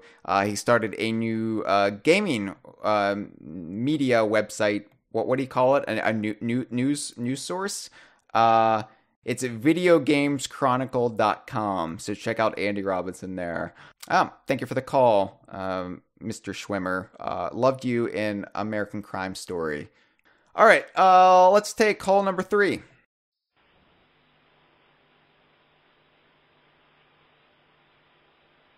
Oh, Jesus. All right. This is Sean from Ireland. When I first played Donkey Kong Country with my older brother, and he had already beaten the game, so when we got to the level Orangutan Gang, he said, oh, this is a level with Manky Kong in it. And I said, well, who's Manky Kong? And he said it was an evil Kong, and that kind of really stuck with me, the fact that there could be an evil Kong. So I just have a theory to share with you about Manky Kong that I'd like to let you know. So the first bit, it kind of hangs on the fact that Manky Kong is a single person, not a group of different Kongs, so but you can kind of adapt it to fit in being multiple people. So anyway, Manky Kong has obviously betrayed the Kong family and works for K. Rool. and he played some sort of role in taking the bananas from the Kremlins. Maybe K. Rool promised him a position of power, like letting him rule the island as a puppet of K. Rool or something like that. Either way, once Manky saw that Donkey and Diddy were kicking ass and starting to turn the tide, he got really nervous and started thinking like, right, okay, I have to do some of this myself. And that's when he started getting into the action and throwing barrels and stuff at everybody. Then once Donkey Kong and Diddy Kong retook the whole island, he realized that, and they were on their way to K. Rool's flagship, they realized that Manky Kong made a big mistake and he's going to get killed by Donkey Kong once they get through with K. Rool. So if you might notice that during the fight with K. Rool on the ship, there's cannonballs being fired directly down on you, and that physically couldn't be fired from K. Rool's ship. It doesn't make sense. And also this doesn't make sense for K. Rool to be firing his own ship anyway. So what I think is happening is that Manky Kong, in a desperate plea to win Donkey Kong's favor, has manned artillery pieces from the island and is now firing on K. Rool's ship to destroy it and try and act like he's good again, stupidly not knowing that Diddy and Donkey Kong are actually already on board the ship fighting K. Rool. And you'll notice that in the second Donkey Kong country, Manky Kong is nowhere to be seen. This leads me to presume that he's dead. Either Donkey Kong and Diddy Kong executed him for treason once they got back from defeating K. Rool. I don't know if the capital punishment is in the legal system of the Kongs or not, but the other alternative is that Manky Kong was shown mercy and allowed to live, and then once K. Rool came back in the second game, Manky Kong came back groveling to him, and K. Rool had no time for turncoats and just killed him. Either way, those haunted coats in the second game, that's actually Manky Kong's vengeful ghost, and that's why they're always like throwing barrels and stuff like that. So that's my theory about Manky Kong. Let me know what you think. Bye. Thank you, John from Ireland. The only John in Ireland, by the way, David, and we got him on the Kongversation. What an honor. Manky Kong. Wow. So it's interesting, running both the Facebook page and the Twitter feed for DK Vine. The amount of fans who have a fixation on Manky Kong. And yeah, Manky's interesting, but I don't think anybody who worked on Donkey Kong Country realized like how Manky Kong stoked the imagination of a lot of fans. And John from Ireland went with the hypothesis that there was only one Manky Kong, which I don't like to golden schwimmer on people's own personal fanon, but I do have to bring up the exact text from the Donkey Kong Country instruction booklet under Manky Kong, and it says, "These Kong reject orangutans, plural, do know how to roll out the barrel." So, yeah, plus there's a whole gang of them that there's a whole level named after them. Yes, orangutan gang, right. That's kind of implicit. So even though you don't actually, I don't believe you actually ever see more than one Manky on screen, you'd also have to take into account that, man, Manky, if there's only one, he really gets up fast after getting knocked down, and he sets himself back up, he repositions a little bit further down, sets up his barrels again, and he got knocked over by Rambi again. All right, pick it back up. I mean, the level of abuse that guy would go through if there was pretty sure there's one point in that orangutan gang level where there's two at once on screen. I mean, there might be. I'm just thinking, I know with the Manky's level of attack that it's rare because, you've got to have enough room for him to roll out the barrel and for the barrel to spawn. And so I'm not disputing you. I'm sure there are points where it's clear that there's more than one. But yeah, anyway. The idea that cloaks are dead Manky Kong still checks out though. So well, the thing about Cloak is they're wearing the same jacket as Crook. Now I don't think they necessarily have to be the ghost of deceased Crooks. It could just be, a standard Kremlin pirate jacket, but also cloaks are purported to be Kremlins proper, not just part of the Kremlin crew, but crocodilian Kremlins. So that would conflict with the possibility of them being cloaks. But maybe they're the haunted coats in Grab by the Ghoulies. We don't know. But just him talking about But those Manky. don't throw barrels, though. Shut up. I'm trying to give him a consolation prize, David. I'm trying to say, hey, your theory might not be correct, but I'm trying to look for ways that, at the very least, it's partially correct. He gets partial credit because I am a very forgiving teacher. I don't like to flunk my students unless I have to, but this interest in Manky Kong lore, I really think somebody should do something with it. Like, whoever does the next Donkey Kong game, obviously they need to bring back the Kremlings, but I think that's a given at this point, especially with K. Rool's newfound celebrity. But yeah, they should work the Manky Kongs in there because, it's endlessly fascinating to people. And of course, you got Lanky Kong, also an orangutan in Donkey Kong 64, which kind of tipped its hat to Manky.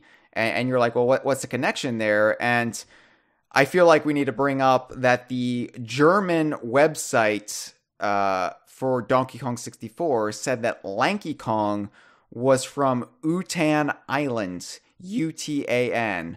And I remember on the DK Vine forum, the theory that because Orangutan Gang, it's in Vine Valley, but it's technically on an offshore islet just off the coast. People brought up the suggestion that might be Utan Island, and that's where Lanky is from. And so there's a lot you could do with that if you actually were to invest in the lore. And as time has gone on, the more I've kind of warmed up to the idea that that's Utan Island. I don't know, like, I don't see a problem with that. It's still part of Donkey Kong Island, still part of Vine Valley territory, but of course it would have a name to itself. So yeah, I don't know. What do you have to add about Manky and Lanky and orangutans?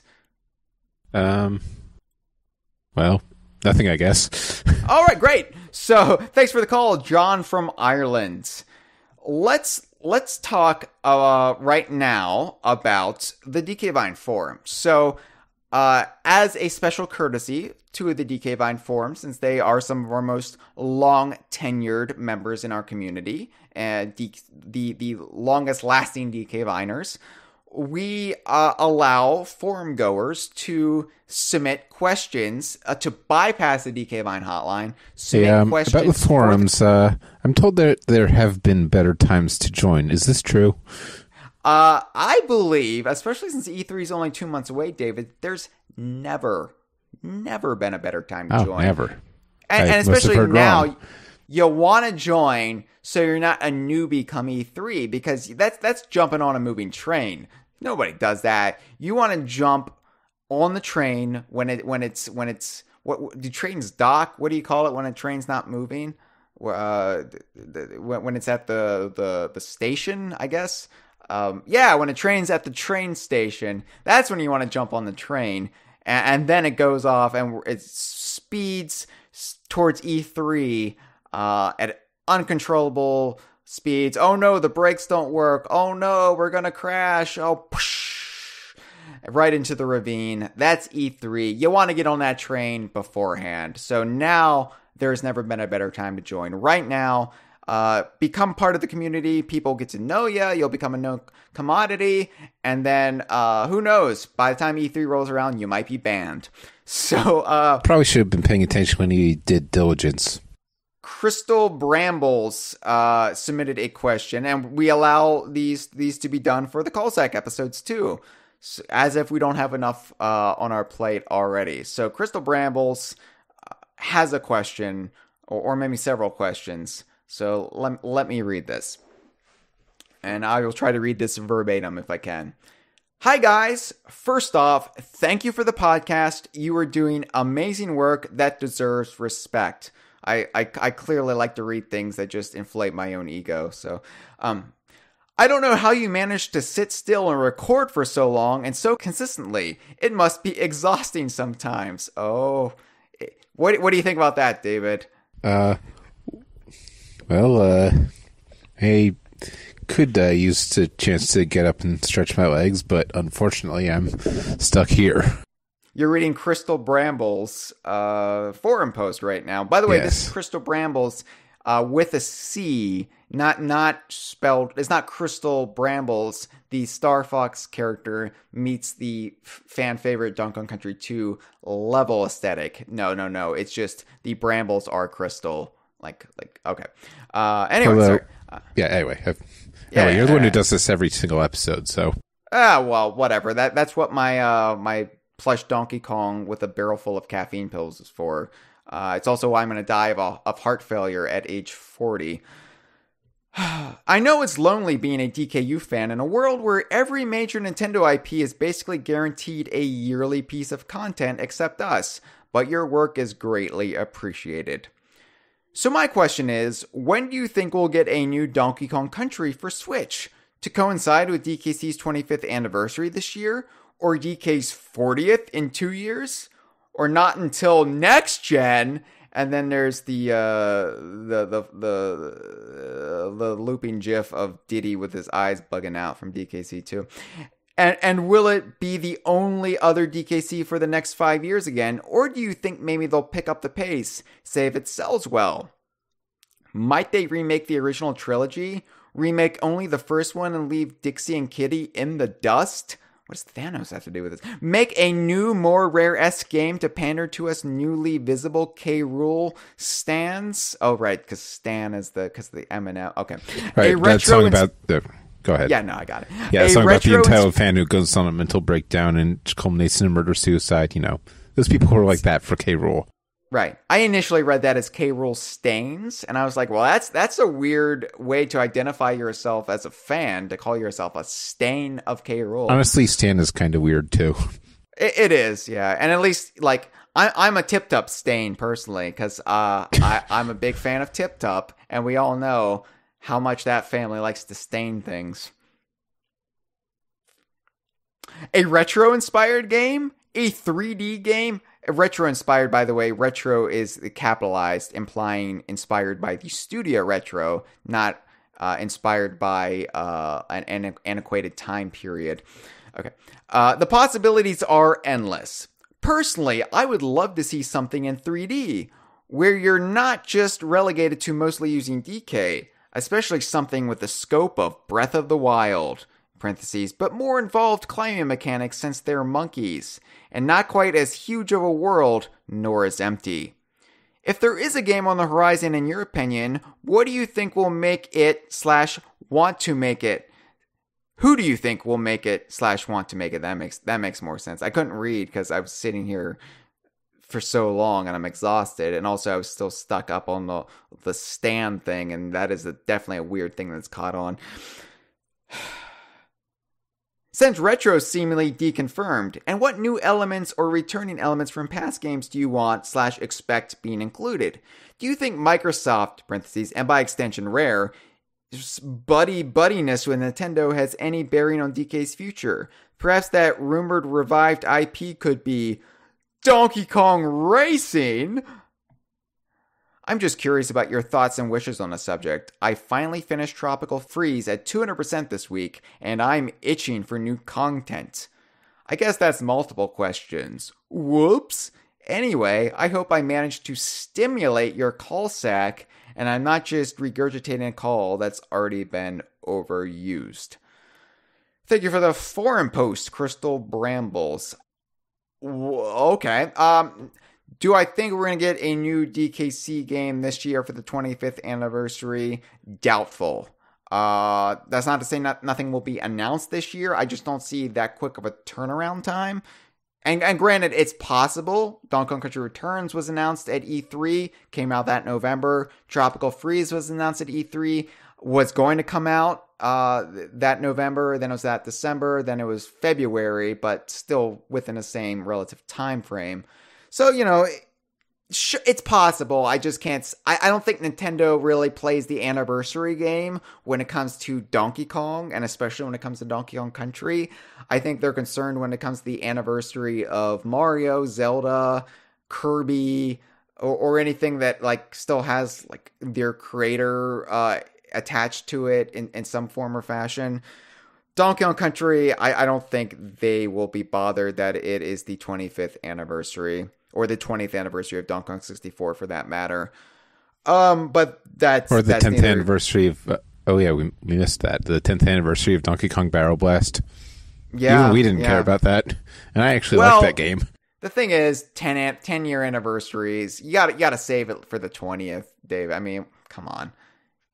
The thing is, there's always an anniversary nowadays because we're getting old, and every game will have a 20th anniversary. Every game A couple will of have a years 25th we're anniversary. gonna have to do the spotlight on Fortune Street for its anniversary. So like I don't know who's going to be making it. I don't know if the next game is going to be 2D or 3D. I just know that we will be getting a game. Will it be for the Switch? Yeah, I think so. You have to. I keep in mean, they mind still that- make 3DS games, so Yeah, that's true. I don't think we're going to get a 3DS game. As much as I would love Donkey Kong Land Returns, I don't. It chip has sailed.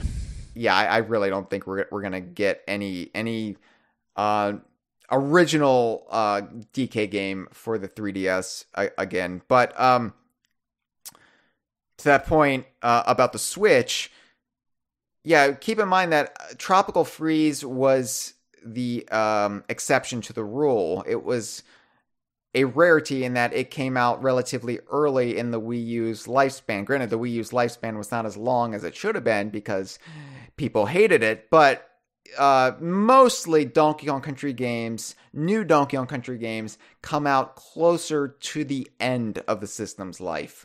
Was that way with Super Nintendo? Honestly, it was that way with Donkey Kong 64.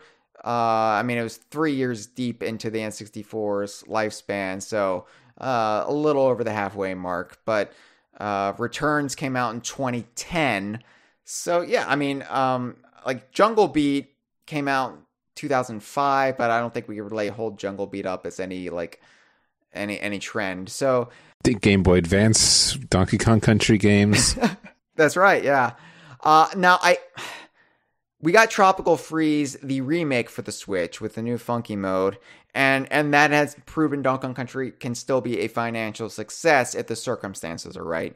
So I think they will definitely follow up with a new Donkey Kong game before the Switch is replaced by the Switch U. So I wouldn't worry about that. But you said, like, do we really have to wait like every 5 years? Well, it's been over 5 years now since we've gotten a new Donkey Kong game.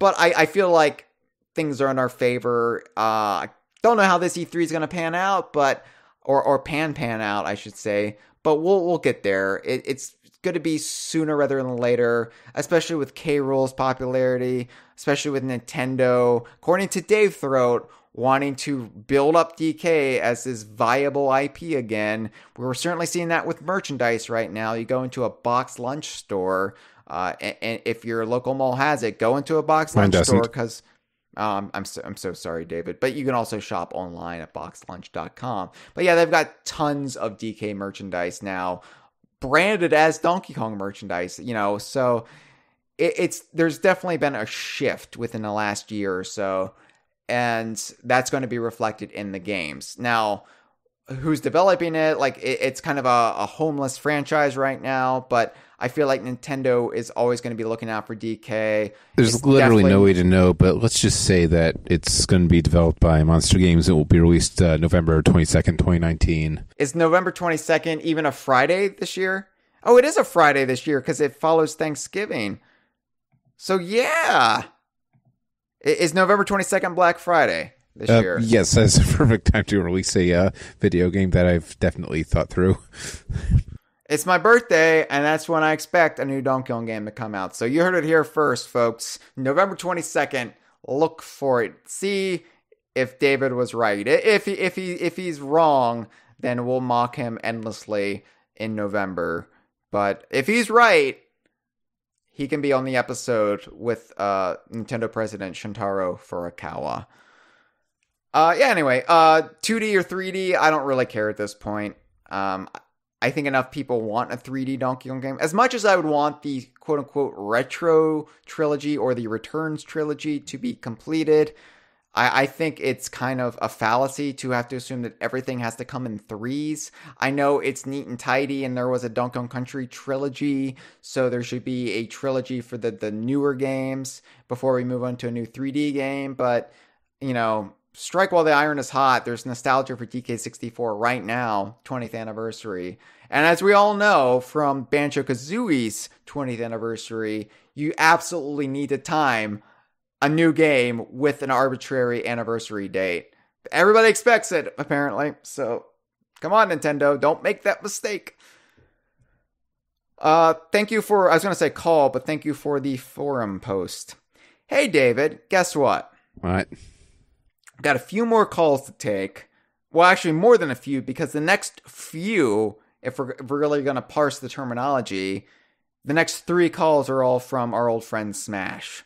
So 7, 8, and 9 is how they're numbered. Let's just take them one after another, knock them down like dominoes. And I'm not referring to the pizza because of my aversion to tomato sauce and dairy. All right, here we go. Smash 7, 8, and 9. We're in uncharted territory now, David. Like, we don't even know what character is going to be in this. Will Dixie finally be here? That's a joke. Because of Smash. Here we go. No, Smash Ultimate's the last one. That's why they called it Super Smash Brothers Ultimate.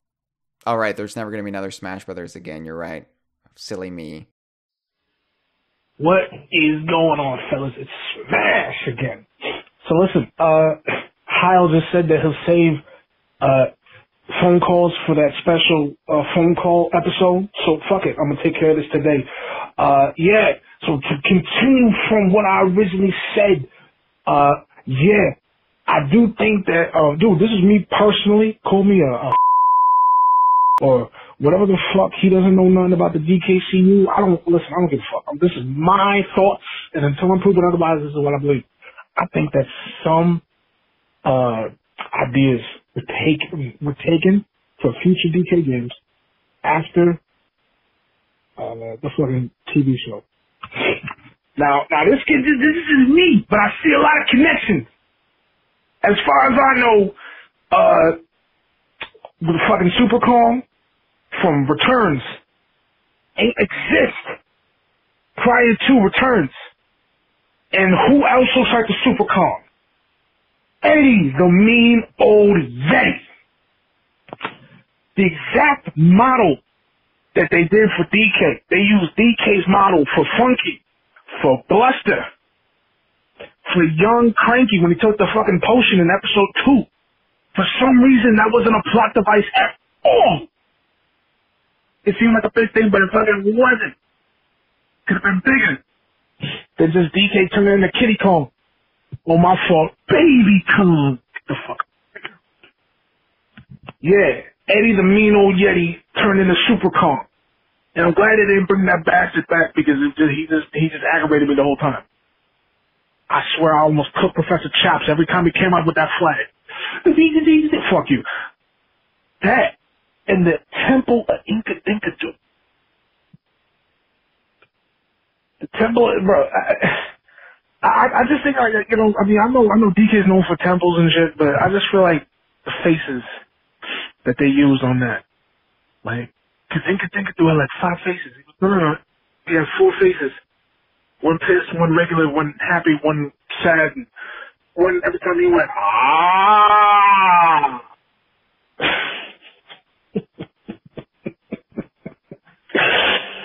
Cause I saw some faces in Returns, man, and I was like, yo, that looked like Inca Dinkadu. I don't know. This is me. The one labyrinth, and they took it and ran with it. Fuck it. What? Yeah, so Scurvy is Clump's brother. I talked about this in the last one. Scurvy is Clump's brother. Clump has a brother that they don't talk about. Because when Clump... to continue, Scurvy is Clump's brother. They don't talk about Scurvy in the games because Clump, when Clump was younger, when he was just a young little lizard in the swamps, he set off some firecrackers and lit the whole place up. And you know, swamps have a lot of methane in them. So what happened? That whole bitch went ablaze. Basically took everyone out of a house and home. So what they do? Scurvy took the blame for Crump. Kicked Scurvy out. And then he took K. Rool's used model, rekindled that, made his skin lighter, scales lighter, and then took a regular critter, made his scales darker. And then from there you had Cutlass and Green Croc, and now they're sailing the, however many seas there are, for a buoy and trying to get the crystal coconut back. Oh, just reminded myself, crystal coconut, we got the crystal banana in King of Swing. This is fucking connection. The crystal banana from that fucking talking banana that I'm surprised they didn't eat. Unless they ate them at the end of the game, then no spoilers, please. That game is hard as fuck. Banana. So there's that. God damn it. They didn't have Rambi in it. They didn't have Rambi in Returns. There's a connection. No animal buddies. No animal buddies. I think that the animal buddies died in the events of Returns. And DK didn't get off his ass until last minute. So, Winky got ate. Was eaten by Mugly. Fat fuck. So yeah. God damn, man. I'm serious. I'm serious. Like, I really do think that they took some shit from the show into the games. What the fuck else they took? Give me a second. Alright, I got another one. In one episode in season 2, right? I think it was season 2. It was either season 2. I think it was either late season 1 or early season 2. No, I think it was season 1. Yeah, it was late season 1. DK and Diddy were looking for something cold. So what they do, they broke into Cranky's house, like they do every episode. They broke into that old fuck's house and raided his fucking fridge looking for something to eat. Cause the door's always open.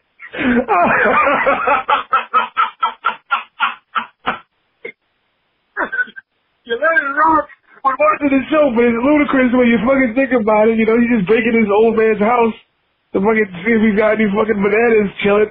Cause you know, cold bananas are always fucking delicious. Oh my god. But anyway, yeah, and then they made coconut chills, cause Diddy was being a little bastard and threw some snow at DK when he was cracking a coconut open. And then from there, boom! Tropical freeze! God damn, I'm on fire right now. I'm on fucking fire right now. What the fuck? God damn, Dixie ain't show up in a minute. She showed up like every other episode. They took that too. Now I'm distracted. But they took that shit too. Mine Carts took that. Thanks for my fucking staple. But you see where I'm going, and now I'm distracted. Anyway, but yeah, you see where I'm going. I don't know why you don't like that shit. I don't know why you don't like it. Just because they ain't have your favorite characters, and every episode somebody did something fucking sorry if I can't use that word, but fuck it. You know? Breaking in the old man's house, stealing his dinner. Paulie Roger. Let it go, Hyle. Let it go.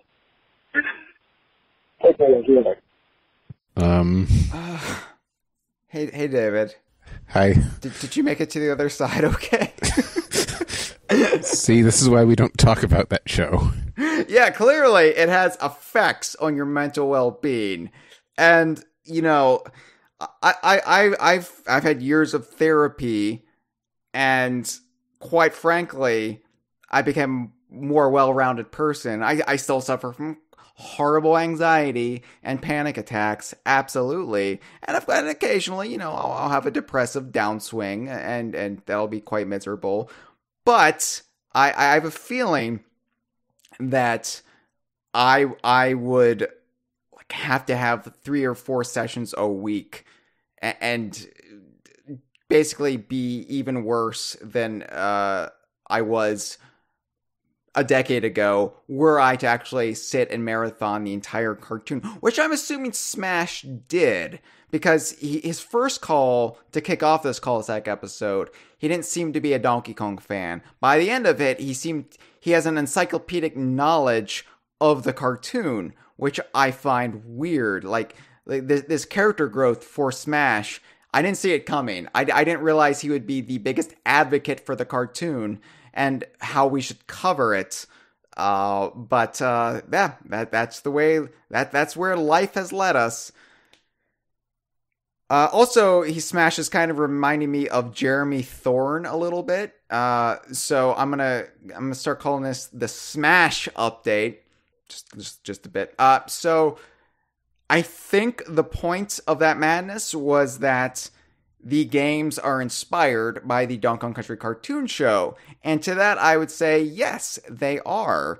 And for more on that, I know you follow us on Twitter, follow us on Facebook, because I just did like 5 or 6 weeks of Facebook posts about what the games borrowed from the cartoon show in my regular Tuesday feature, Continuity Candy. So I fully acknowledge like all the stuff that the games took from the cartoon. And you mentioned the crystal banana from Jungle Climber. There are crystal coconuts in Donkey Kong 64, dude. Well, actually, I remember like back in the day, somebody like wrote into Scribes asking about that, and apparently that's just a coincidence. That can't be a coincidence. That was Lead Love Day line. Might just be a lie, much like he did about Donkey Kong Country 2 on the Virtual Boy. Yeah.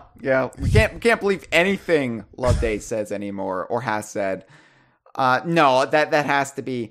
Well, see, I don't know the way things go as far as rights, because I don't even know if Nintendo would own the rights to the original inventions of the Donkey Kong Country cartoon show. And you see this with like cross-media stuff all the time. If it's not actually developed in-house, then they can't actually use some of the elements from this other media. So that might have just been a way to cover their ass legally, saying, oh no, that was just a coincidence. Crystal coconuts. It's not the crystal coconut. We were just on the same wavelength. I find that doubtful. I think the DK64 team was looking to incorporate stuff from the cartoon, put a rare stamp on it, and you know, even things like Tiny's wardrobe was clearly inspired by the way Dixie dressed in that show. So, which you could see visual comparisons of on Facebook in Continuity Candy. It's a photo album on our Facebook page. Check it out. DKVine.com/Facebook or Facebook.com/DKVine. But anyway, something about Eddie the Mean Old Yeti being Super Kong. No, that was just Retro being lazy. I love Retro, but they really just kind of whiffed it on the character of Super Kong, which is why you didn't see Super Kong in Tropical Freeze. Super Kong was basically, hey, let's take a Smash Brothers palette swap for Donkey Kong and turn that into a character. No. Yeah, Super Kong is the most original character ever. You know, I would be okay with Eddie the Mean Old Yeti appearing in the DK series. I don't know, like, we already have Sassy Squatch from King of Swing, and we have the Bigafoots from the Banjo series. So, do we really need another form of Yeti? Somehow all these calls, somehow Bluster Kong never came up. Bluster Kong never came up. Maybe he saw like the entirety of the Donkey Kong Country cartoon show, but he was always out of the room when Bluster appeared, and he would just get back. Like, talk about coincidences, he was just never in the room when Bluster appeared. Or he like blinked during the like opening credits when Bluster would be in the like montage. He just somehow missed it. Like, because I feel like Bluster is the most readily identifiable character in that show, because he's the original character that appears the most, and he's a Kong, and he kind of looks like Swanky Kong, but not really. Like Swanky with the really like oily looking toupee that he apparently wore. But clearly Edward the Mean Old Yeti looks just like Super Kong, though. Clearly. I get his point. Like the DK model in the cartoon was reused, I guess. Well, it's just because like it's a '90s kids show budget, and like nothing else was really doing CGI at the time. It was like just that and like Reboot, and I think that was it. There's also a precedent in the games too, taking the model or DK and just slapping sunglasses on it and saying it's his surfer friend. So thank you for the call, Smash. Seriously, no, I appreciate it. Loved it. I hope you don't mind us giving you shit. Sorry, I won't change my mind on this. I do not like the cartoon show. I've made peace with the cartoon show. I acknowledge that the cartoon show has its merits in that it was the gateway for a lot of Donkey Kong fans. And for that reason, I will try to refrain from disparaging it to the same extent I used to. Like back in season 1 when we did our episodes about the cartoon. Like, I don't feel that harshly anymore. Or back in vintage DK Vine when I did like the feature where I called it Lord Harry, and I regret that because then everybody started calling it Lord Harry, and that's the dumbest possible name, but I was a stupid kid, but unfortunately people were actually reading my shit when I was a stupid kid, and now it's 20 years later, and boy, I wish I could take back a lot of that stuff. Anyway, yeah, whatever. The cartoon is what it is. I would like a more faithful adaptation of Donkey Kong Country, absolutely, but if they can't get it to my exceedingly high standards, then I don't want them to do it at all. The same reason why I'm glad that proposed Banjo-Kazooie cartoon never saw the light of day, because that kind of didn't look great in my opinion. It looked a little just like they were just making it up as they went along, and like somehow I missed that. You can find like the proposed like sketches, like they younged up Banjo, and they tried to. It looked like. I think he looked like Poochie the Rockin' Dog. And like the Viva Pinata cartoon was a good adaptation for what it was. Especially rare hat involvement, and yeah, there's at least that. I was not a fan, but at least if you couldn't make it too faithful, because then it would just be like a disembodied shovel hovering over a bunch of animals. All right, David, we're at the finish line here. We've gotten the remote controlled barrel past all the hazards. We've got a sliver of energy left on the bar, but the checkered finish line is in sight. We just got to get it down to where Donkey Kong is waiting with the remote control in hand. So let's take call number 10, which is actually call number 17. But for our purposes, it's call number 10. Here we go. Oi, Hyle and Company. First-time caller Orangaslang here. I am beyond thankful that this community exists. Years I felt the world was down the logo, as no one in my milieu shared my love of the Donkey Kong universe. What an ass-backwards world we live in, where the anodyne lifeless Marios and Pokemon of the world are lauded, while Donkey Kong rolls along as a critical darling, obscured by foliage. Perhaps therein lies the enticing mystery of the world. Taylor Swifts and Justin Biebers permeate the radios of superficial schmucks, while treasure troves like Pre-Crab Sprout, Yellow Magic Orchestra, and Talk Talk are only to be heard by those willing to scour the depths for true gems. Fuck Hubert Zirconia Mario and his muff-munching mustache. This brings us to my first question. What subliminal or blatantly hypersexual messages in the DKU have impacted your respective sexuality? Candy's horror shouting in DK64 certainly provided me with stiffness, which only the knots in the rope during gym class could compare. Jolly's menu was both appetizing and wankery extraordinaire. I wouldn't be surprised if that bloke has a scene in cookbook behind a bar somewhere. Second question, which ending in the mainline DKU captivated you the most? For me, this is tied between Conker and DK64. Conker's forlorn kingship following Barry's demise was true comeuppance for his devil-may-care behavior. And K. Rool's screws going loose to the point of lunacy. From calculating omnipotent Dr. Claw to flailing boxer was a sweet Maldian climax, an otherwise haphazard game. And finally, which Sgt. Pepper's and Pet Sound songs carried you to sonic bliss? Within and without, and for the benefit of Mr. Kite, are my Pepper's picks, while the title track of Pet Sounds takes me to Isles Unknown. Alright, cheers mates. Peace out. Thank you, Orangaslang. Thank you for the multiple questions that we can now discuss, as I said, like gentlemen do. So, like gentlemen do, let's talk about how the Donkey Kong universe made us horny, David. How did the DKU impact our sexuality? Oh boy, everything is back to sex. Do you want me to go first? Yes. Or I always ask, do you want to go first, or should I go first? Yeah, you can go first. All right, that's what a gentleman does. No, I guess joke answer and serious answer. I hot grunny confused me. It was probably why I was in a couple bad relationships in my early 20s, because I was attracted to heinous witches who were only superficially hot.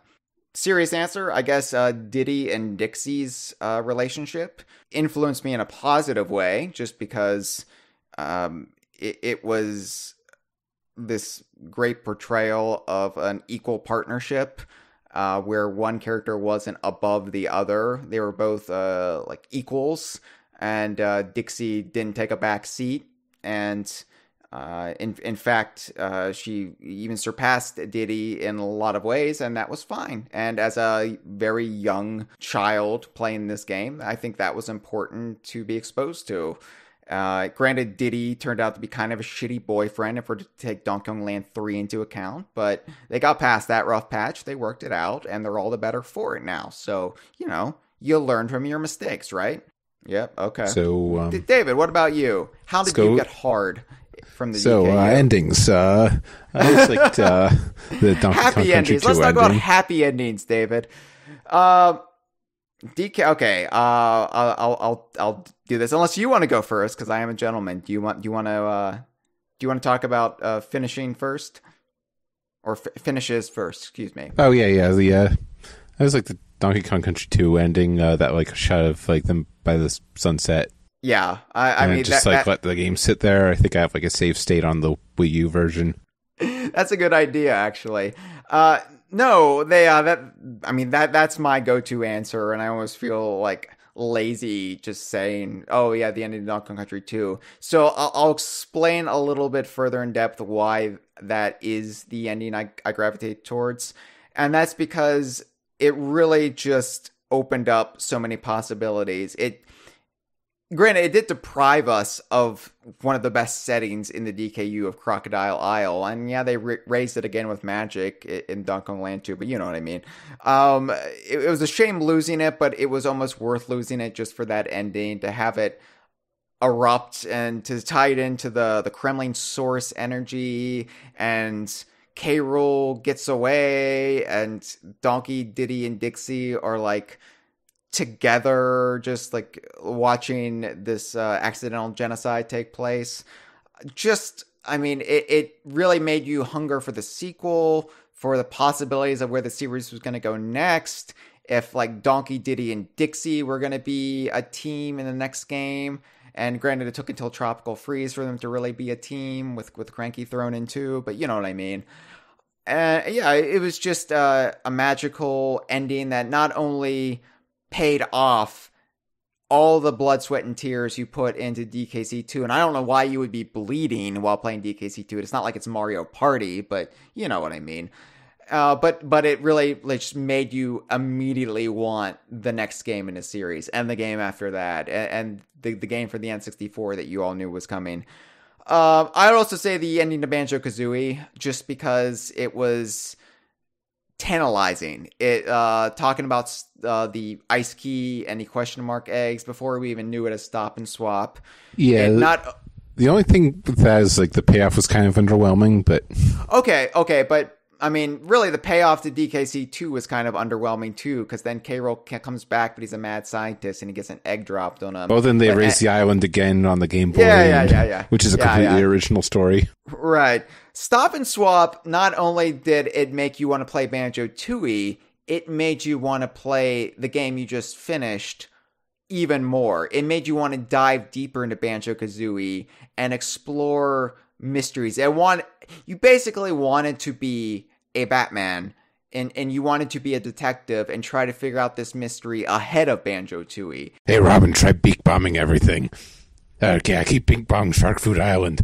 Although, don't get in the water because then King Shark will have to throw some bunch of eggs at him. It's not a car.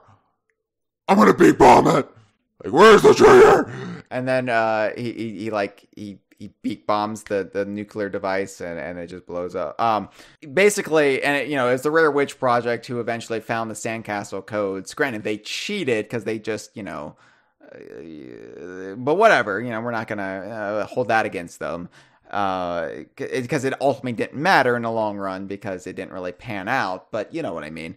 It was still a lot of fun trying to explore and look for clues. And even if it was all just a wild snipe hunt, it was still a really magical summer. And that ending really made I did like the attention to detail. Like, it's like, because they're clearly not supposed to see any of it, but there's still like all these like warnings that your game would be erased, but it was still in character. Yeah.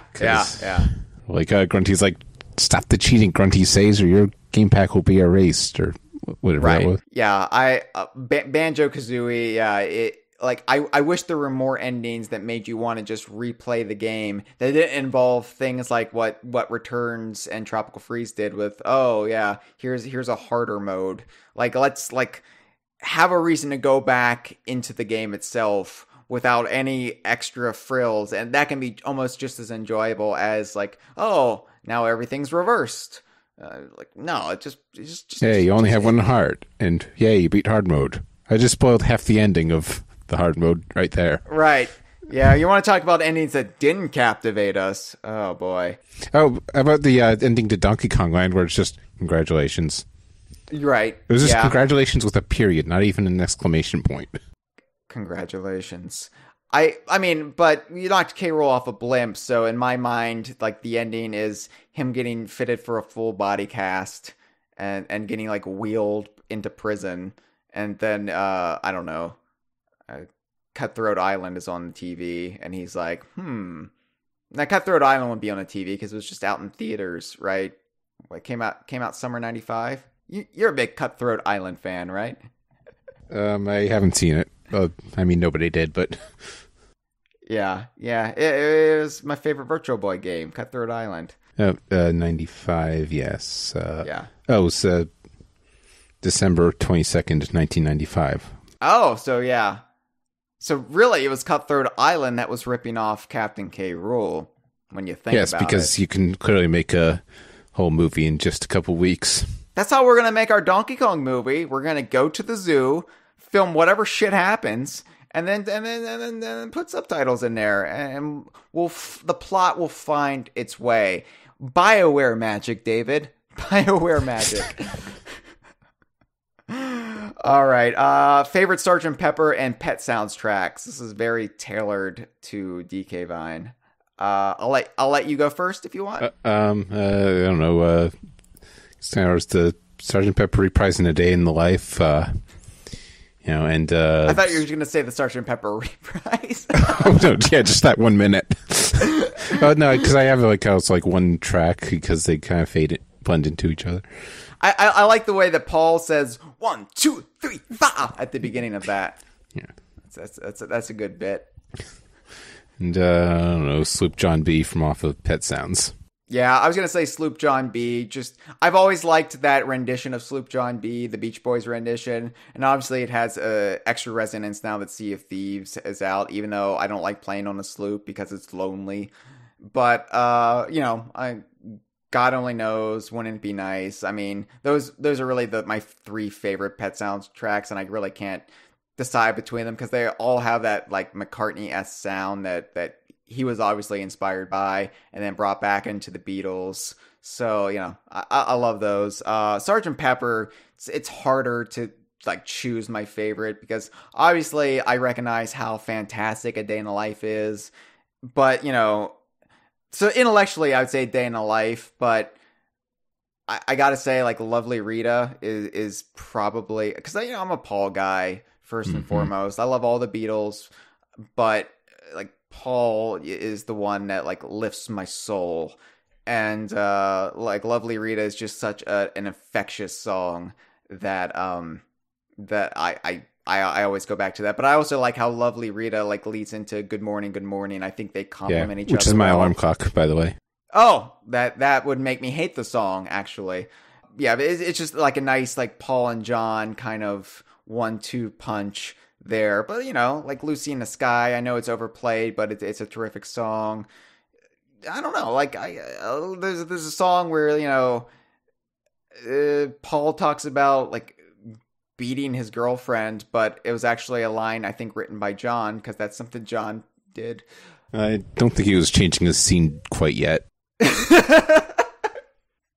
He did change his scene, though. Yes, eventually. He got better. By the time he was shot dead, he was a better person. And you know what? We need to allow people room to change. Like I hear people like, oh, we should disavow John Lennon. Well, yeah, disavow his actions, but we should also recognize that by all accounts, he was a changed man. He was a better person, a more mature and wiser individual by the time he was shot dead.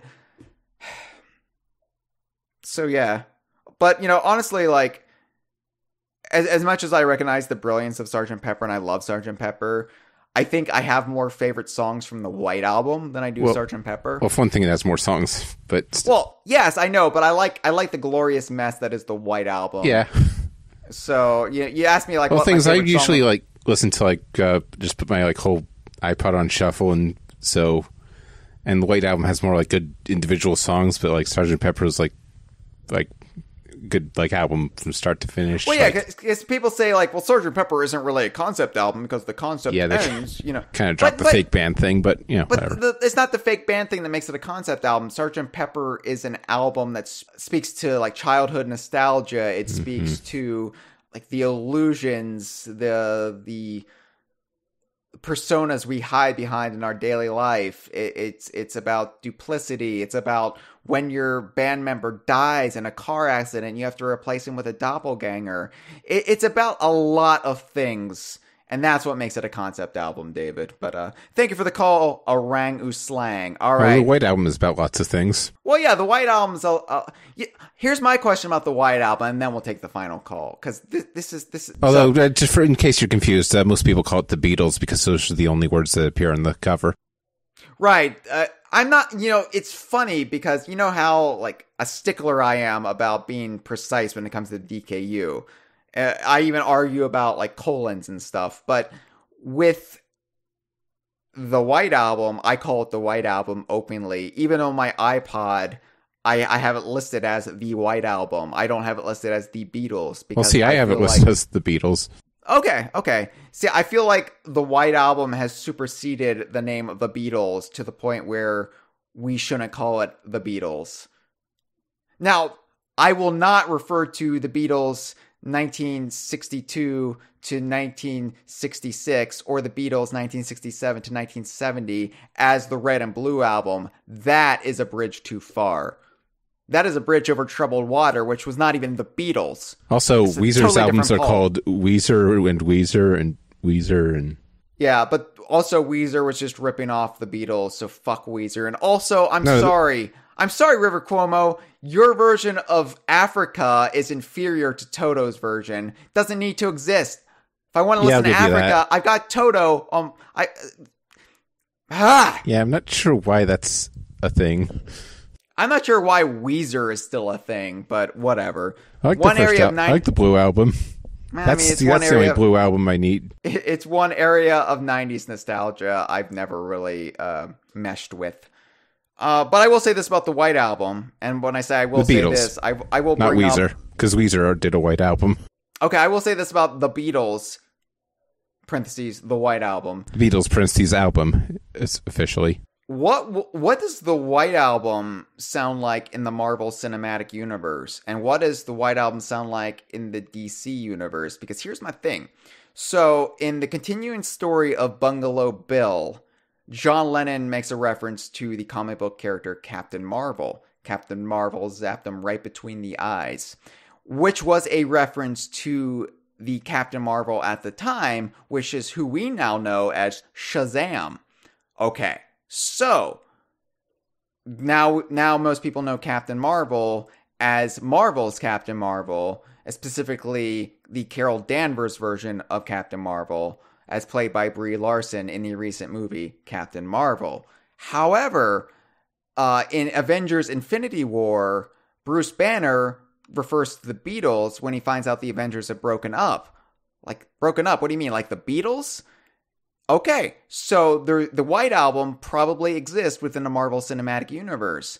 But when John Lennon sings about Captain Marvel, how does that make any sense? Well, because... Yeah, hang on. Also... Well, because in the movie Captain Marvel, Nick Fury comes up with the name after the Marvelettes. And, look, yeah, I'm actually looking up Marvel, who first appeared in a 1967 comic. So right, but Marvel was played by Annette Bening in Captain Marvel, the movie, and Marvel was under an alias and was never a public superhero. So how does this work, Dave? So also in the DC universe is the line that John Lennon sang. So Shazam zapped him right between the eyes. No, because Shazam didn't exist in the Shazam the Wizard, I guess. Wait, hang on. You seem know more about DC, I guess. Yeah, that's it. So Shazam the Wizard would there's a right wizard between Shazam. The eyes. So what this tells me is in the DC universe, John Lennon must have been taken into the Rock of Eternity at some point, and the wizard Shazam deemed him unworthy to take the powers of Shazam and become Shazam, so named after the wizard Shazam. But John Lennon sang about it then in the continuing story of Bungalow Bill. Oh my God. All right. Last call. Last call for alcohol. Here we go. Call number 11, even though it's call number 18. Are you confused? Wait, is it Captain Marvel or is it Shazam? I don't know what's happening. Hey, David Lynch and Hyle, Sir Slush. This is the time caller here. 15th time caller to be exact. And I have some important news to share with you. Maybe David has some important news to share with you. But I must say that David was one of my best friends growing up. So whenever I say, oh, my best friend growing up was David Lynch, I get a plethora of questions about the movie Dune, about the show Twin Peaks. So it's very annoying, and I can only imagine actually having that name and existing into adulthood, still having that problem. So hi, David. How's it going? How's adulthood now? We used to play games all of the time together as kids. We would actually go over each other's houses for each other's birthdays and mix Coca-Cola and 7-Up, and we'd get Coca-Cup. For some reason, we left the C on there. I think it was going to be Coca-Up, but when we cut it out, the C stayed with it.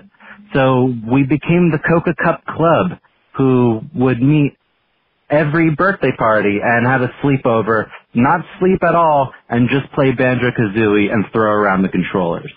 So it's really great, David, that you've turned this into a career, our shared nerdiness for the DKU. It's amazing to see you, or amazing to hear you on this podcast, and keep it going. Keep it going. Keep it going. This isn't Jake. I'm not Jake. I'm not Jason. I'm the other one. Bye. Meow. So yeah, this is my old friend of mine, 15th time caller. Okay, first of all, is any of what he just said true? On the Mario Party episode, you mentioned he would always play Mario Party with his good friends Jake, Jason, and David. And I recalled an anecdote that was very similar, except my friends were called Jake, Jason, and 15th time caller. Actually, he's the one that showed me DK Vine in the first place, so I have him to blame. So wait, this is actually true? This isn't just a gimmick call? Yeah. Oh. I guess he did confirm that this is your career, so... This has been a File 2 production. Que rico.